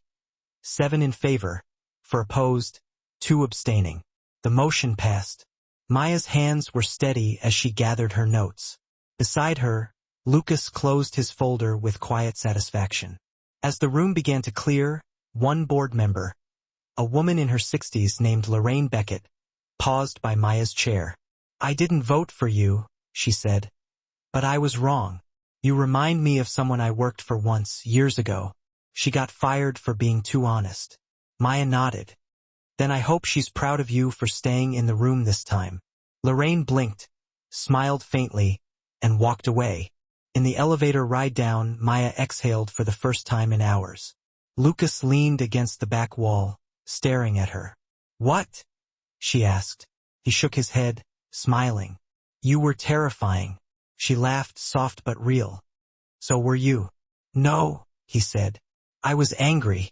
You were unstoppable. Maya shrugged. We're not done. You know that. Not even close, he said. Back at the estate, Carla had baked a peach cobbler, her stress ritual of choice, and the sweet smell filled the kitchen. How'd it go? she asked, sliding a warm slice onto a plate for Maya. We won, Maya said. Carla stared at her. Like really won? The trust is reinstated? Lucas put his entire inheritance on the line? Carla blinked, then muttered. I guess we're not in the servants' quarters anymore. Maya laughed, then grew quiet. I don't know how to exist like this. You'll learn, Carla said. Just don't forget how to exist like that. She pointed toward the window, where the garden shimmered in the post-rain Sunday. Maya looked, her expression softening. I won't. That night, she wandered through the house barefoot, letting her fingers trail across the banister. The stone, the polished wood. She paused in front of her portrait, now framed beside Henry's, Carla's, and Janet's. The quote beneath her face read, Power is not what you inherit, it's what you survive. She whispered to the stillness. We're still here. And this time, the house seemed to answer back, not with silence, but with belonging. The marble floor of the foyer was slick with rainwater. Maya stood near the grand staircase, clutching an umbrella and watching Carla chase muddy footprints with a mop. The summer storm had blown in quick and loud, soaking the gardens and knocking out the estate's front security gate system. Henry's resetting the power, Carla said, not looking up. Damn gate's older than the fireplace. Maya nodded, distracted. She wasn't thinking about the gate or the mud. Her mind was on a voicemail she'd received just an hour ago. It was from Detective Selena Voss. We've received new information regarding Eleanor Harding's estate filings. There's an irregularity. I think you'll want to hear this in person. By noon, Maya and Lucas were seated in the detective's small office downtown. Rain dotted the window like static. Voss didn't waste time with pleasantries. This was brought to my attention by a former Harding estate accountant. He recently retired and cleaned out an old safe deposit box. Inside, he found a ledger, a private one. Lucas leaned forward. Private? It tracks off-the-books expenses, payouts, legal donations. Voss slid a copy across the desk. This ledger confirms what we suspected about Eleanor's control over staff finances. But it also goes further, much further. Maya's eyes moved down the column of handwritten entries. There were familiar names, Janet, Rosa, even Henry. But then one entry stopped her cold. March 12, 2017. Staff settlement. Maya W. Note, silence clause signed. She blinked. Lucas read it aloud. That's impossible, Maya said, her voice sharp. I've never signed anything like that, and I certainly didn't receive any payment. Voss nodded. That's why this matters. This payment exists on paper only. Maya stared at her. You're saying it was forged? Voss leaned back. I'm saying it was likely used as justification on paper to block future promotions, possibly to discredit you internally if needed. Paints you as someone who settled quietly. Lucas's fists clenched. And if anyone tried to stand up for her, that entry would be all they needed to shut it down. Maya felt her chest tighten. She planned the eraser in advance. Voss nodded. She buried you in a lie before you even had a chance to rise. Back at the estate, thunder cracked as they arrived. Maya moved like a ghost through the halls, memories crawling up from the depths. Her spine stiffened. Every conversation with Eleanor now resonated with a different meaning. Every cold stare, every subtle put down, it had all been deliberate. Not just resistance, but active sabotage. Lucas, right behind her, said, We'll go public with this. Maya halted at the base of the staircase, shaking her head slightly. No. If we go public right now, it will just be about revenge. And I don't want revenge, Lucas. I want reclamation. He tilted his head. So, what do you suggest? We show them the truth, she replied. But not through screaming headlines. With history. With her own words. She turned and walked purposefully toward the library. Lucas trailing behind, still a bit lost. What are we even looking for? He asked. Her journals? Her letters? There must have been hundreds. She used to write all the time. Not all of them, Maya countered, pulling a small brass key from her pocket. Most of them were hidden. She led him to a concealed cabinet nestled behind the wall-to-wall bookshelf. She discovered it months ago while cleaning, but hadn't known what the key was for until just now. Inside, stacked neatly and tied with silk ribbons, were over 40 leather-bound journals, Eleanor's private writings, spanning decades. Maya held one out. If there's any truth left in this house, it's in here. They read for hours, side by side on the library floor, with lightning illuminating the stormy sky outside. The words were frequently cold, calculated, and even cruel, but they also revealed something Maya hadn't anticipated: fear. Eleanor had been terrified of the estate slipping from her control, terrified of Lucas becoming weak, and terrified of Maya, not because of her background, but because of her sharp mind and clear vision. One passage in particular stood out. Maya Williams watches everything. She reminds me of Margaret before she left. There's a steeliness in that girl. I see it in her silences. She's the kind you can't truly own. You can only postpone her. Lucas softly closed the journal. She was actually afraid of you, he said. Maya simply stared into the fireplace, her expression unreadable. No, she murmured.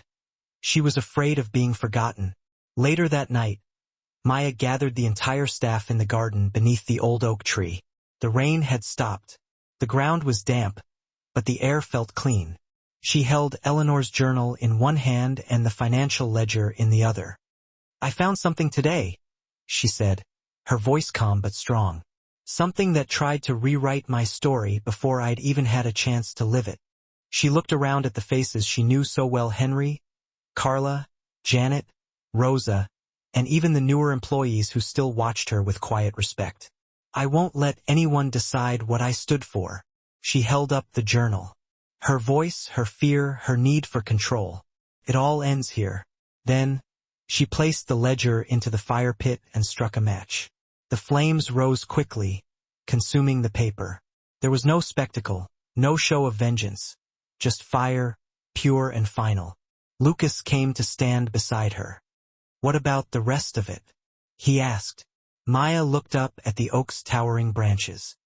We'll keep the truth and we'll tell it, but on our own terms. Slowly, steadily, for as long as this house stands. As the flames died down, the wind picked up gently, scattering ash into the dark sky, and Maya stood at the center of it all, not as a victim, but as the storm itself. The hallway outside the East Wing nursery was dim and peaceful, lit only by the pale morning sun filtering through the linen curtains. Maya walked slowly, barefoot, a coffee mug in her hands, lost in thought.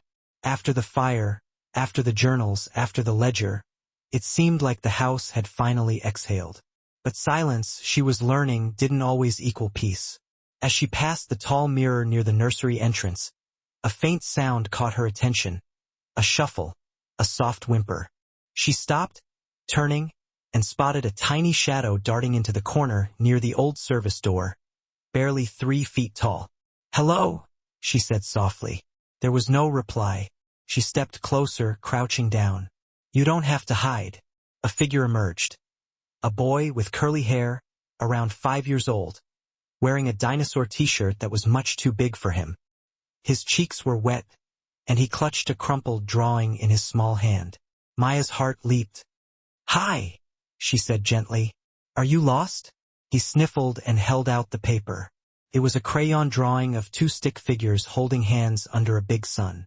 One wore a green dress, the other had orange hair. She recognized the drawing instantly.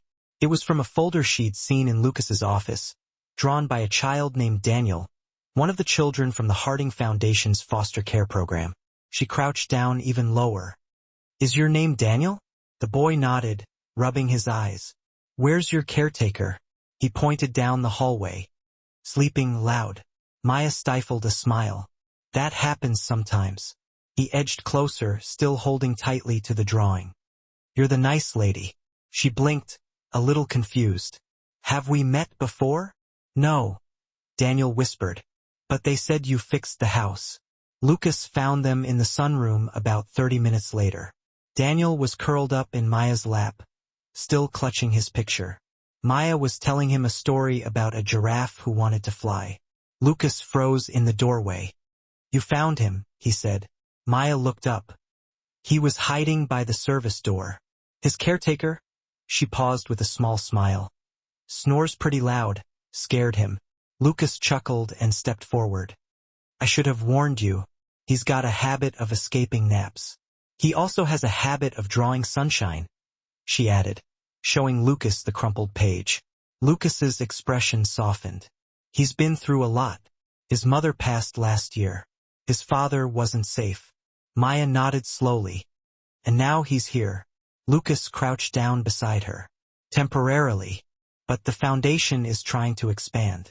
Build a proper children's transition wing. Daniel might be the first of many." Maya looked at the boy, now sleeping with his head against her chest. "He thought I fixed the house." "Well, did you?" "No," she said, gently brushing a curl from Daniel's forehead. "He might." Later that evening, they gathered in the parlor for a small meeting with the Foundation's Board of Educators and the community liaison.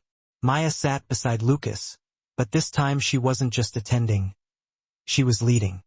"We've cleared the East Wing," she began. "We'll convert the guest rooms into long-term suites. Create a real space for kids in transition. Not just housing, but real stability, real healing." A woman from Child Services raised an eyebrow. "You're housing foster children at Harding Estate?" "Yes," Maya said firmly. "Children who have no other place to go." Another voice, skeptical, added, "It's not exactly standard procedure." Maya smiled. "Neither was I." Lucas spoke next. "The estate has the room, the resources, the structural integrity. What it lacked was the will to see beyond legacy. That changes now." There were murmurs, concern, surprise, but no strong opposition. The world was watching, and even those who preferred silence couldn't deny what they saw. Late that night, Maya stood in the East Wing, now clean and quiet. The old guest rooms had already been stripped down to the basics. Beds, warm lighting, a bookshelf, fresh linens. Daniel was the first, but he wouldn't be the last. She opened the window to let in the night air. Behind her, Lucas leaned against the doorframe. "You okay?" She nodded. "I used to dream about escaping this house." "Yeah. And now," she said, turning to face him, "now I dream about what it can become." Lucas stepped beside her. "You remember what you told me once? That justice isn't about revenge. It's about reclamation." She nodded. He smiled. "Then this is justice." She looked out over the grounds, her gaze steady, her heart full. "We're just getting started." That weekend, the staff gathered for the first Harding Estate family dinner. No uniforms, no assigned seating, just food and music, and relaxed conversation. Daniel sat between Rosa and Henry, babbling about flying giraffes. When dessert was served, Carla stood and tapped her glass. "I've got a toast," she announced. "To Maya Williams, our storm, our steel, our sister. You walked into this house and shook it down to its bones. You stood taller than they ever expected. And now you're building something even bigger." Maya stood, blinking back tears. She raised her glass. "To the ones who stayed." And the room echoed back. "To the ones who stayed." It was just past dawn when Maya stepped out into the garden. The dew still clung to the grass like silver lace. A light fog hung low over the hedges, wrapping the world in a gentle silence. She walked barefoot along the gravel path, her robe pulled tight against the cool morning air, her thoughts drifting back to the journal entries, still laid out on her nightstand. Eleanor's words sharp, calculated, often cruel, but occasionally jarringly human. She'd spent the previous night reading one entry over and over. "I fear what Maya could become, not because she is wrong, but because she reminds me of the version of myself I killed to fit into this life." The sentence haunted her, not because it was flattering, but because it felt like a confession, not of guilt, but of utter defeat. At the edge of the garden, beneath the ancient fig tree, Maya paused. There was a marble bench there, Eleanor's favorite spot. And for the first time, Maya saw not the ghost of a tyrant, but the ghost of a woman broken by the very machinery she'd helped preserve. She sat, her hand resting on the cold marble. "I'm not here to curse you," she whispered, "but I won't protect your silence any longer." Behind her, she heard the soft crunch of footsteps approaching. "Lucas." He held out a steaming mug. "Carla sent this. Said you'd be out here trying to haunt ghosts." Maya took the cup with a smile. "She's not wrong." Lucas sat beside her. "Basil tea. You found something in the journals, didn't you?" "Yes," she said. "I found out that Eleanor once believed in change, and then buried that belief beneath fear." Lucas nodded slowly. "That sounds like her." Maya stared out at the trees, the sky just beginning to warm with the light. "She feared me," Maya continued, "because I reminded her of the parts she lost, or maybe gave up." Lucas didn't reply right away. Then he asked, "Do you think that's what's waiting for me? That kind of fear?" She turned to him. "Only if you stop listening." He took a long, slow breath. "I don't want to become what this house used to demand." "Then don't," she said gently. "You're not your mother. You're the one who threw the doors open." He looked at her, his expression unreadable. "I didn't just open the doors, Maya. I walked through them. Because of you." Later that morning, the first children arrived not in a parade of fanfare, but in quiet cars with social workers and tired eyes. 3 boys and 2 girls, ages 6 to 12. Each carried a duffel bag or small suitcase and wore the same wary expression. Maya knew that look all too well, the look of someone trained to expect temporary care and sudden rejection. The staff stood ready. Carla with a tray of warm cookies, Rosa holding juice boxes, Janet with soft blankets folded over her arms. Maya greeted each child by name, kneeling to meet their eyes, never towering, never judging. Lucas stayed near the back, his presence quiet but protective. When one of the girls, Lena, aged 9, hesitated at the doorway, Maya extended her hand without pressure. "You don't have to come in," she said. "But if you want to, there's a room with your name on the door, and it has a bookshelf taller than me." Lena looked past her, then back. Slowly, she reached for Maya's hand. Inside, the children were given rooms, not dorms. They were offered routines, not rules. And perhaps most importantly, they were offered dignity without needing to earn it. By evening, laughter had returned to the East Wing for the first time in decades. That night, Lucas hosted a dinner for foundation donors in the estate ballroom. It was Maya's idea to move the event from the city to the house itself. "Let them see what they're supporting," she'd said. The guests arrived in expensive suits, curious and cautious. They were greeted not by a butler, but by Carla, who gave everyone the same look that said, "Behave yourselves. This is holy ground now." Maya wore navy blue, not a dress meant to impress, but one meant to belong. She moved through the room with quiet confidence. During the dinner, Lucas stood and raised his glass. "This house has always been about legacy," he began. "But for too long, legacy was defined by inheritance, wealth, bloodlines." He glanced at Maya across the room. "Today, we define it differently. Legacy isn't what you build for yourself, but what you build for others, especially when no one is watching." He lifted his glass higher. "To the unseen, the unheard, the unstoppable." "To Maya," someone murmured, and then others echoed it. "To Maya." She stood slowly, stunned. But instead of basking in the attention, she raised her own glass. "To the ones who cleaned this house when no one clapped. To the ones who stayed when it wasn't safe.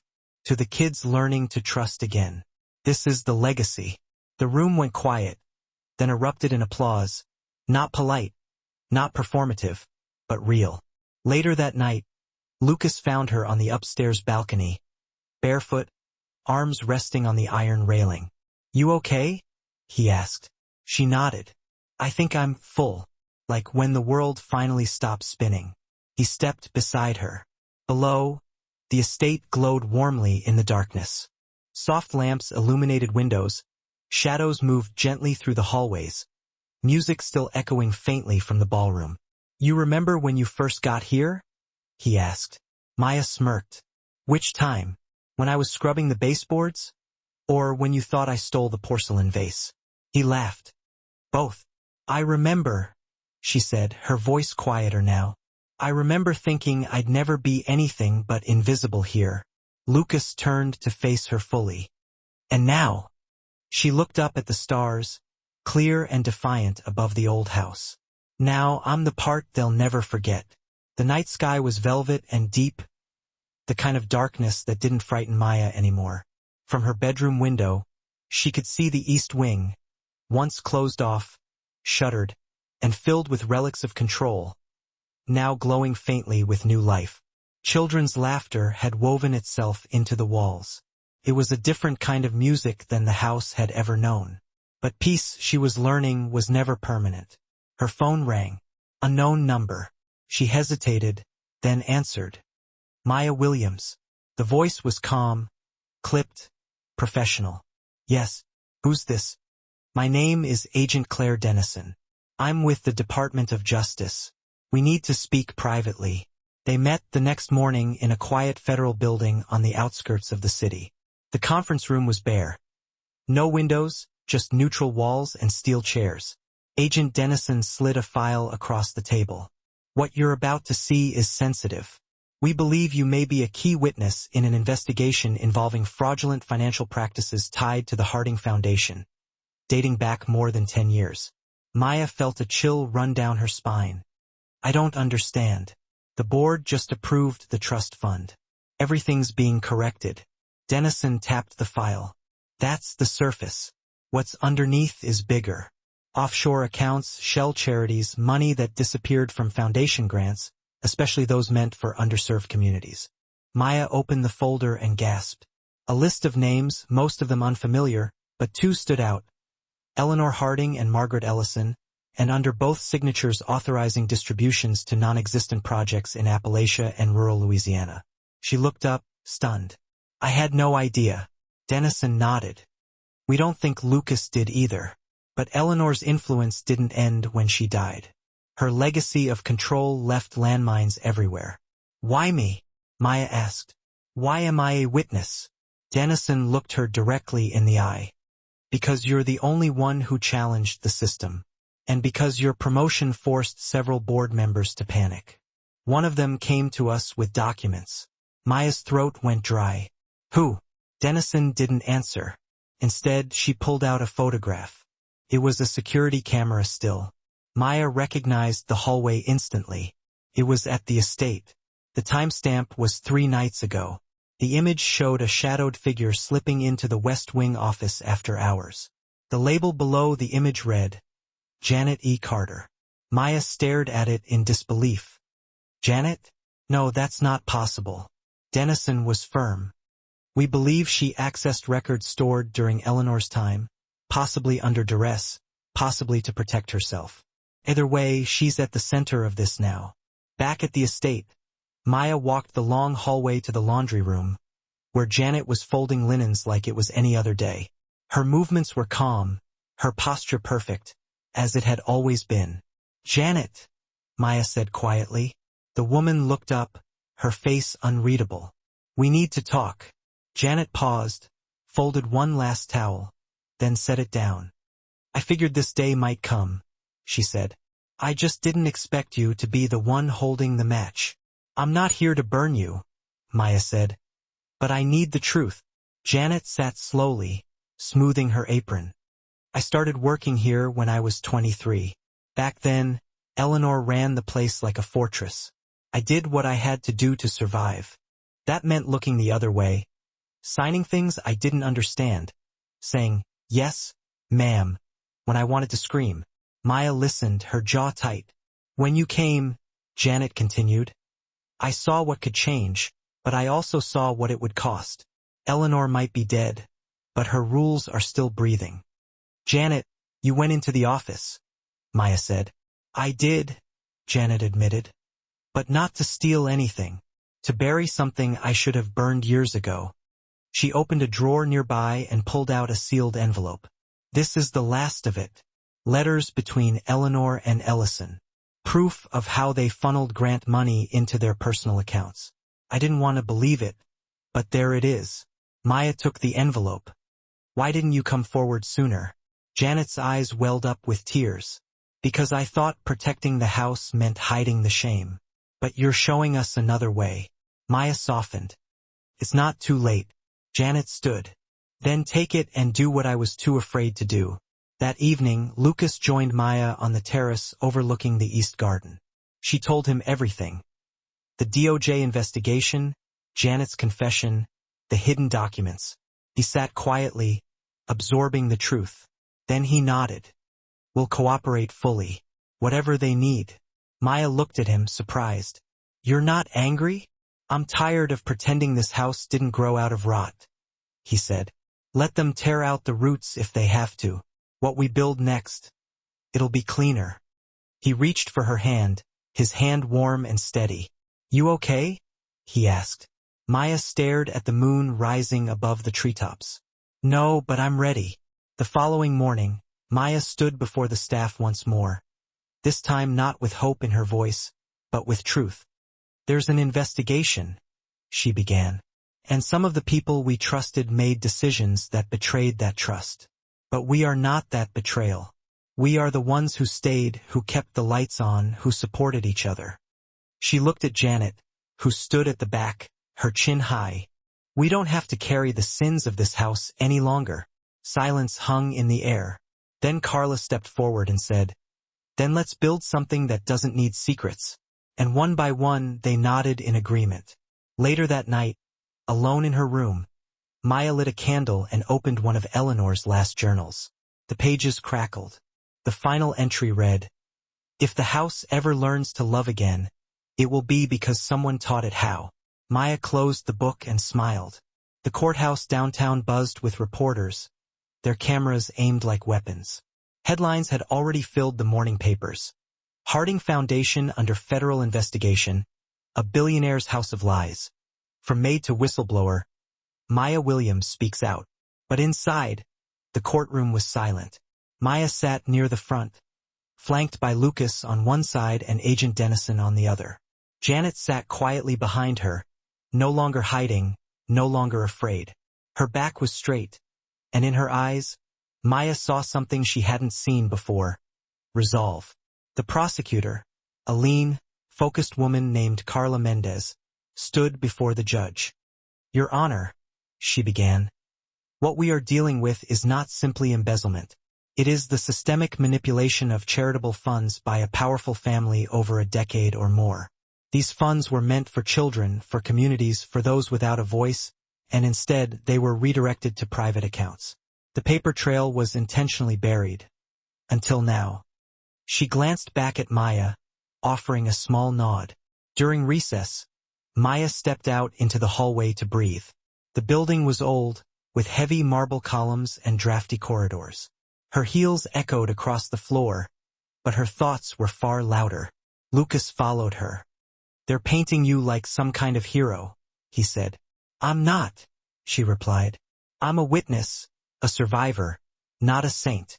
He leaned against the wall beside her. Maybe, but you're the reason the story didn't end in silence. She turned toward him. You know what scares me most? What? That when this is over, people will think the house is clean, that because we burned the ledgers and turned over documents, everything is fixed. Lucas nodded slowly. But it's not. No, she said. Not yet. Healing isn't the same as justice. This messier, longer. Inside the courtroom, Janet was called to testify. She walked to the stand, her hands steady, her voice clear. I was a housekeeper at the Harding estate for over 25 years. I cleaned the rooms where secrets were made. I signed documents I didn't understand because I believed my job was survival, not truth. But watching Maya, I realized silence was betrayal. The room held its breath. I stand here today not because I was brave, she continued, but because someone else showed me how to be. When she stepped down, she passed Maya and whispered, Thank you. Maya just squeezed her hand. The trial took 5 days. The defense tried to deflect, claimed Eleanor was dead, that the records were incomplete, that Maya's promotion was motivated by money, but the facts didn't bend. Not this time. In the end, the judge ruled for restitution to be paid by the remaining Harding family trust. for foundation control to be transferred to an independent ethical board, for a formal apology to be issued to all misused grant recipients, and most critically, for full legal exoneration and recognition for Maya Williams as a protected whistleblower. The courtroom erupted in murmurs. Lucas reached for her hand. "You did it," he said, but Maya shook her head. "We did it." The press hounded her for days. News vans outside the estate, interview requests, editorials, TV appearances. She declined all of them. Instead, she focused on the East Wing, on Daniel, who was learning to play piano, and Lena, who had started painting flowers in every room she entered. She cleaned the kitchen on Sundays, sat in the garden with Janet on Wednesdays, and met with the new ethics board every Friday. The house was still old, still flawed, but it was changing. And it remembered now not the legacy of silence, but the sound of voices rising. One afternoon, Maya visited her old room, the one off the servants' hallway, with the small window and the creaky. She padded across the creaky floorboards. She discovered a notebook tucked away in the drawer, one she hadn't laid eyes on in years. Inside, she found journal entries she had scribbled during her initial weeks at the estate. "I don't belong here. They don't see me. I miss my mother. I miss being seen." She closed the book gently and whispered to her younger self, "We made it." Then she turned and walked away, never looking back. That weekend, the Harding estate threw its very first open day. A joyous community celebration filled with music, delicious food, engaging tours, and hands-on workshops for local families. Former staff members returned as honored guests. Children from the foundation played tag on the sprawling lawn, their laughter echoing through the air. Carla was busy flipping burgers, her brow furrowed in concentration. Henry conducted a fascinating gardening demonstration, sharing his green thumb secrets. Rosa taught the eager kids how to bake golden cornbread. Maya stood slightly apart, near the edge of the festivities, a glass of lemonade in her hand, simply watching the scene unfold before her. Lucas approached, carrying a brimming picnic basket. "There's a rumor going around," he said, a mischievous glint in his eyes. "Oh," she smirked, amused, "that you're thinking of starting your own foundation." "Rumors spread fast," she replied dryly. He offered her a crisp folder. Inside, a proposal, a new trust, her name prominently displayed, the Williams House Project. She stared at it, speechless. Quiet settled between them. "It's yours," he said softly. "Run it your way." She looked out at the lively crowd, at the lives now blooming where silence had once reigned. And she nodded, a slow smile spreading across her face. "It's time." And that night, as vibrant fireworks painted the sky above the estate, Ma stood beneath the same ancient oak tree where she had once burned the ledger, a symbol of her past. But this time, she wasn't alone in her quiet defiance. The entire staff stood around her, their faces illuminated by the colorful bursts overhead, and the children held sparklers, their tiny lights twinkling like captured stars. She raised her voice, projecting it for all to hear. "This house was built on secrets, but now it's growing something else entirely." She looked at Lucas, a silent acknowledgement passing between them, then at Daniel standing faithfully beside her. "Truth, family, and a future none of us have to simply survive. We actually get to live it." The crowd erupted in enthusiastic applause, their cheers echoing through the night, and someone eagerly passed her a sparkler. She held it up high, and the house behind her, old, imperfect, and finally honest, glowed warmly in the firelight, a testament to its transformation. Autumn had officially arrived in New Haven, painting the landscape in breathtaking hues. The Harding estate, once brooding and monolithic, now blushed with color, vibrant ivy curling artfully along the ancient stone walls, and fallen leaves scattering across the front steps like a natural, welcoming mat. The trees whispered secrets in shades of gold and crimson.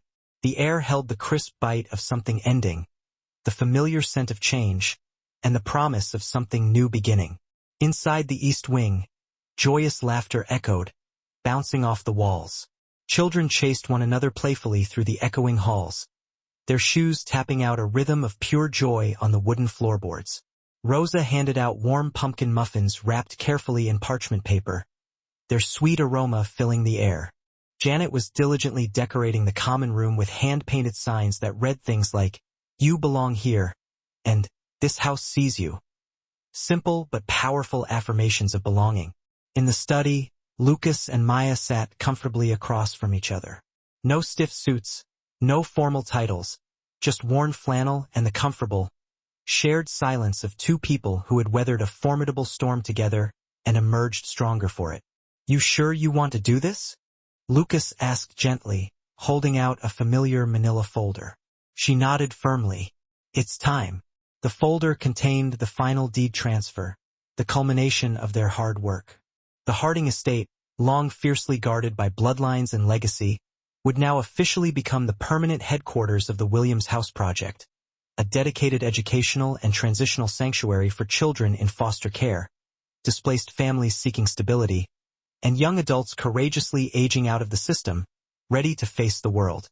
Maya had steadfastly refused to name the project after herself, but the board members had unanimously insisted. "You were the fire that woke this place up," Carla had said, her voice filled with emotion. "Let it carry your name so others know they can burn through lies, too." Lucas signed first, his signature bold and confident. Then Maya added hers, completing the transfer. And in that profound moment, the house was reborn, not simply inherited through tradition, but rightfully earned through dedication and love. The ceremony was intentionally small and intimate. No intrusive press, no flashing photographers, just the dedicated staff, the grateful children, close friends, and supportive neighbors. It was held beneath the sprawling branches of the old oak tree, the same tree where Maya had once stood alone in the pouring rain, wrongly accused and feeling utterly broken. Now, she stood there tall and proud, a symbol of resilience, as the founder of something truly meaningful, something that would undoubtedly outlive them all. Janet spoke first, her voice thick with emotion. "For 25 years, I served this house like a loyal ghost, unseen and unheard," she said, her words echoing through the small gathering. "But it took Maya to remind me that loyalty doesn't mean silence, that it demands action, and that ghosts don't raise children, people do, with love and compassion." Then Carla stepped forward, her presence commanding attention. "This is more than just a home. It's a declaration, a statement to the world that no child is disposable, that no worker is invisible, and that legacy isn't built in hushed silence, but in honest sweat, in shared stories, and in the unwavering courage to tell the truth out loud, no matter the consequences." Finally, Lucas stepped forward, his eyes shining with admiration. "I grew up in a house full of rigid rules and stifling reputation, where appearances were everything," he began, his voice resonating with sincerity. "But Maya taught me that real power isn't about who sits at the head of the table, but about who makes sure that everyone, without exception, has a seat at it, a voice that matters." Then he turned to look directly at her, his gaze filled with love and respect. "And today, we officially pass this house to the one who truly made it a home, a sanctuary of hope and healing." Maya finally stepped up to the makeshift podium, a simple wooden crate adorned with wildflowers. A gentle breeze lifted her hair, but she stood firm, her voice strong and unwavering. She wasn't shaking, not anymore. "I was once the maid who mopped this very floor, the girl who ate dinner alone on the steps, hidden from view, the woman they told to keep quiet, keep low, and keep out of the way, to simply disappear into the background." She paused, allowing her words to sink in, to resonate with everyone present. "But I made a conscious choice to listen to my own voice instead, to find strength within myself. I listened to the children who had no voice of their own, to the whispers of injustice that echoed through these halls. I listened to the cracks in the walls, to the untold stories buried deep within dusty ledgers and forgotten linen closets."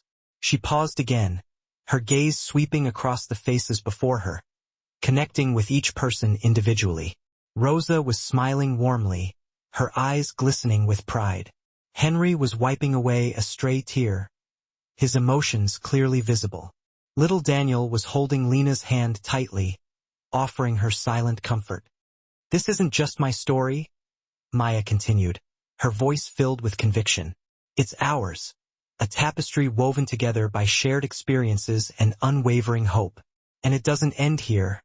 It's just the beginning. It grows exponentially every time someone walks through these doors and hears a resounding yes instead of a dismissive you can't. Every time a child is truly believed, their dreams nurtured and supported. Every time truth rises above fear, silencing the voices of doubt and oppression." She raised her hand in a gesture of solidarity. "To justice without the bitterness of revenge, to family without the constraints of limiting conditions, and to the unwavering light that stayed, even in the darkest of times." To the light that stayed, they echoed her, their voices joining together in a powerful chorus of unity and hope. And for the first time in decades, the house didn't feel haunted by the ghosts of its past. It felt whole, complete, and brimming with the promise of a brighter future. That evening, after the crowd had dispersed and the children were safely tucked into bed, their dreams filled with hope, Maya walked alone through the familiar hallways of the estate. She passed the grand staircase, a silent witness to countless dramas, the opulent parlor, where polite conversations often masked hidden agendas, and the old study, where she had once been unjustly accused of theft, a turning point in her life. Each room felt like a chapter she had painstakingly finished writing, a testament to her resilience and determination. In the library, the journal still sat on the shelf, Eleanor's haunting words untouched since the trial, a stark reminder of the past. Maya didn't harbor any feelings of hate towards her anymore. She had come to understand the complexities of her motivations. She simply understood that fear had transformed Eleanor into a warden, fiercely guarding her perceived territory. But Maya had consciously chosen a different path, choosing instead to become a gardener, nurturing growth and fostering healing. And this house? It had finally bloomed, its beauty radiating outwards, touching the lives of all who entered its doors. She stepped outside onto the back porch, where Lucas was patiently waiting for her with 2 steaming mugs of cider, their warm aroma filling the cool night air. "You think it'll last?" he asked softly, his voice filled with genuine curiosity. Maya looked up at the stars, their distant light twinkling in the inky sky. "No," she said, her voice barely a whisper. "But we'll fight for it anyway with every ounce of strength we have." He handed her a mug, his eyes filled with admiration and unwavering support. "Then let's keep building together," he said, his voice firm with resolve. They clinked their mugs together, a silent promise of continued partnership and unwavering dedication. Below them, the estate glowed with warm light emanating from every window, the soft strains of music drifting from the nursery, and the happy sounds of laughter echoing from the kitchen. The kind of quiet, unassuming light that doesn't demand attention. It simply stays, a constant beacon of hope and healing. The story of Maya Williams teaches us that true justice is not found in silent acceptance, but in the unwavering courage to speak the truth, especially when it's uncomfortable, challenging the status quo and demanding change. It reminds us that legacy isn't built through bloodlines or inherited wealth, but through compassion, integrity, and the unwavering willingness to challenge broken systems, creating a more equitable world for all. Maya's extraordinary journey, from being dismissed as invisible to becoming the very heart of transformative change, profoundly proves that genuine healing begins when we actively choose to see the unseen, defend the voiceless, and passionately believe in a future shaped by dignity, equality, and boundless hope, not by fear and oppression.